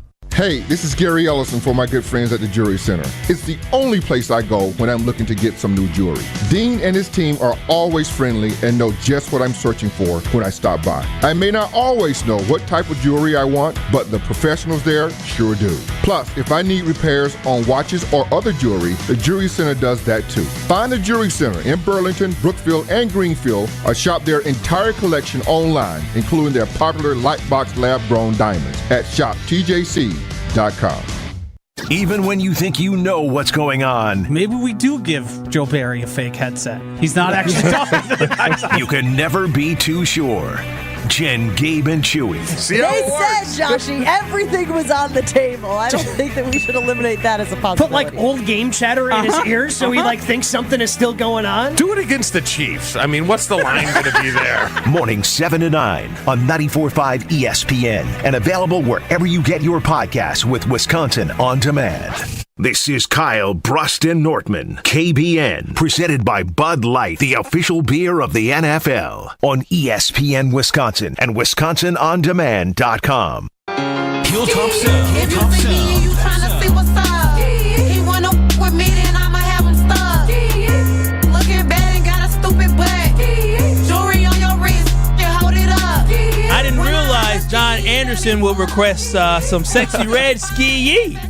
That was exciting. I was legitimately excited to hear this song. This is my first time ever hearing this artist after it being built up, and that I would say she. We talk about the Packers and their expectations. This artist surpassed her expectations. Yeah. That's pretty. That's something. John Anderson, are you a fan of Sexy Red, the hip hop artist? So I'll be honest, that's not exactly on any of my playlists, but I don't have anything from this century. And usually I'm a barometer of what's hip in America, so I can't believe that one has slipped by me. Well, I think yesterday you were yelling ski yeet because the Packers needed some help on the field yesterday, and that's exactly what ski yeet means. And we are being joined by Mr. ESPN for Wisconsin, I would say, himself, John Anderson. John, you had a tough draw last night. You had to watch the Packers game, and then you had to go straight into work. Can you just talk about that experience of having that tough loss? Were you dejected going on air? You know what? I was not. I'll be honest. I'm 58. I'm kind of over, kind of crying and getting super angry at my teams.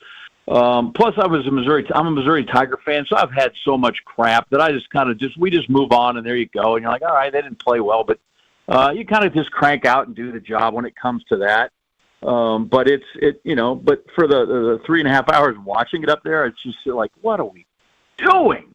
But once the red light comes on, we can dismiss that and just talk about what happened, which was, I feel like they knew Max Crosby was going to be in the game. They had scouted and they had accounted for him, and it didn't seem that mattered, that he decided he was just going to go ahead and make life miserable for everybody on the offense and everybody that was rooting for the Packers, and he did an awesome job at that. Yeah, when we look at this team, Max Crosby definitely got after Jordan Love and the Packers all day, and inability to move the ball on offense. There's just a lot of question marks going on right now. And in my opinion, which scares me a little bit, is totally understand that expectations for this year, young team, but I just wanted to see small steps forward. It seems like we've been taking small steps backward.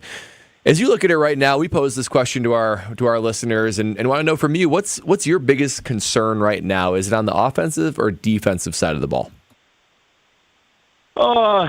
Yeah, I think it's offensively. The defense last night was better, and I get that I don't know that the Raiders are all that great shakes with Jimmy G on offense. But the defense in this game gave them opportunities, and it's tough to watch 3 straight games where the offense absolutely has been abysmal in the first half. And it troubles you, not just because of Jordan Love, but, again, I'm willing to allow for his youth and his inexperience in terms of actual game action. I just thought somewhere in there, this is where LaFleur was really going to shine. This is where we got his money. This is the bright offensive mind. This is the guy who is now doesn't have to worry about sending in a play and wondering what play is going to actually get run by number 12. And so that's the part that I have found a bit disconcerting, is that, this is where we thought LaFleur would have his chance. This is where we were going to see all the fancy swirls and the X's and the O's and the dotted lines and all those kind of things. And none of that has appeared. And I'm worried that against the Lions, they came out and they threw it 6 straight times without any success. And this one, they came out and decided, okay, we're going to really emphasize the run, and there was some success, but at no point did they just, road grade the Raiders and have a huge so I'm trying to think, what is it we do well? And you're going to go ahead, and what do we rely on to sort of break out of that malaise in the first half? And I don't know what that is right now. And I think that's a difficult spot to be in. We're speaking with John Anderson. He's a sports anchor for ESPN, and he'll be joining the Homer Hour coming up next here shortly in 6 minutes from 5 p.m. to 6 p.m. here on ESPN Wisconsin. And, John, with your answer there, it seems like you have a low level of confidence potentially in Matt LaFleur being able to turn this thing around. Is Matt LaFleur, will he be the guy to turn this around, or do you think eventually the Packers will have to, find somebody else to lead this team? I think we're a long way from that, right? I think he's learned. Packer Nation is skeptical right now, John. Yeah. Well, I'll give the guy some leash. I'll give the guy some rope to let him get out there. I just think that to me is the concerning part of it right now. And if he's good like he says he is, and good like we think he is, then he'll figure it out. That is his job, and he's compensated well for it. So I'm not ready to just go ahead and cut bait and go, okay, well, we got to have the next guy after 3 games of kind of iffy in the first quarter kind of stuff, first half kind of stuff. But I do think that's a huge issue. I would like to, be playing find 14 points in the first half somewhere, find 20 points in the first half, and see what you can build off that. So, I'm not ready to run anybody off quite at this point, even if I had, concerns about Joe Barry. I think he's closer to being in trouble still than Matt LaFleur. I just think that's kind of where the issue is. And now, hopefully, the guy who is in the mold of Shanahan and McVay can match them with that kind of offensive creativity. John, just shifting away from the Packers, because we've been doing pretty much 3 hours of trying to heal ourselves from that. How's that going for you, by the way? I mean, I'm not sure. Are we making any progress? I am actually. I'm in a. John, I don't know if you heard Aaron Rodgers join the Pat McAfee show, but he talked about Jordan Love. You know what? He put me a little bit more at peace in the growth. Thought? Yeah, the growth that, there's going to be growing pains. And so that was something that I needed to be reminded of. Yeah, and we need that perspective from Aaron Rodgers. And another perspective that I took, because I usually walk through our little 3rd Street Market Hall. It's a bunch of just great restaurants and a lot of good people watching. And I'm a man of the people, John, so I walk amongst the people as I get to work. And I saw a gentleman yesterday, had a backpack, and he had a speaker where the usual, like water bottle would be, and he was playing music. And, there was you could probably hear it for at least 15 feet. That's competing with the over music of the entire area. So I got to know 2 things. Is that fair or foul? And do you have a pet peeve that comes to mind where it's like, okay, that's a definite foul for me? I don't have a pet peeve. It's more the veneer, and then I'm just like, how can I remove myself from listening to things that I don't want? Mall music is not really where it's at, so I don't mind bringing some of that. So I like to keep it in a radius that is perhaps not too troubling to other people. I play music when I can on my golf cart, which annoys some people all to hell. But I try to be mindful that it's not playing when some poor guy's looking over a 3-footer that's going to cost him, a 2-down press. But other than that, no, it's okay. There's some noise pollution in life. It's all right, you know. I love go around that. all day Good and get lawnmowers, so I can live with it. Yeah, do you, John? It's gotten you this far in life. Thank you so much for joining us. You can hear John Anderson next on the Homer Hour from 5 p.m. to 6 p.m. That will be exciting. That's Brad Nortman. That's Chris Larson. Brad, thanks for joining us here today. You got it. We had fun today. Benny Brust, I guess he's out of jail. He'll be back tomorrow. Thank you so much. This has been KBN on ESPN Wisconsin. Earlier accident.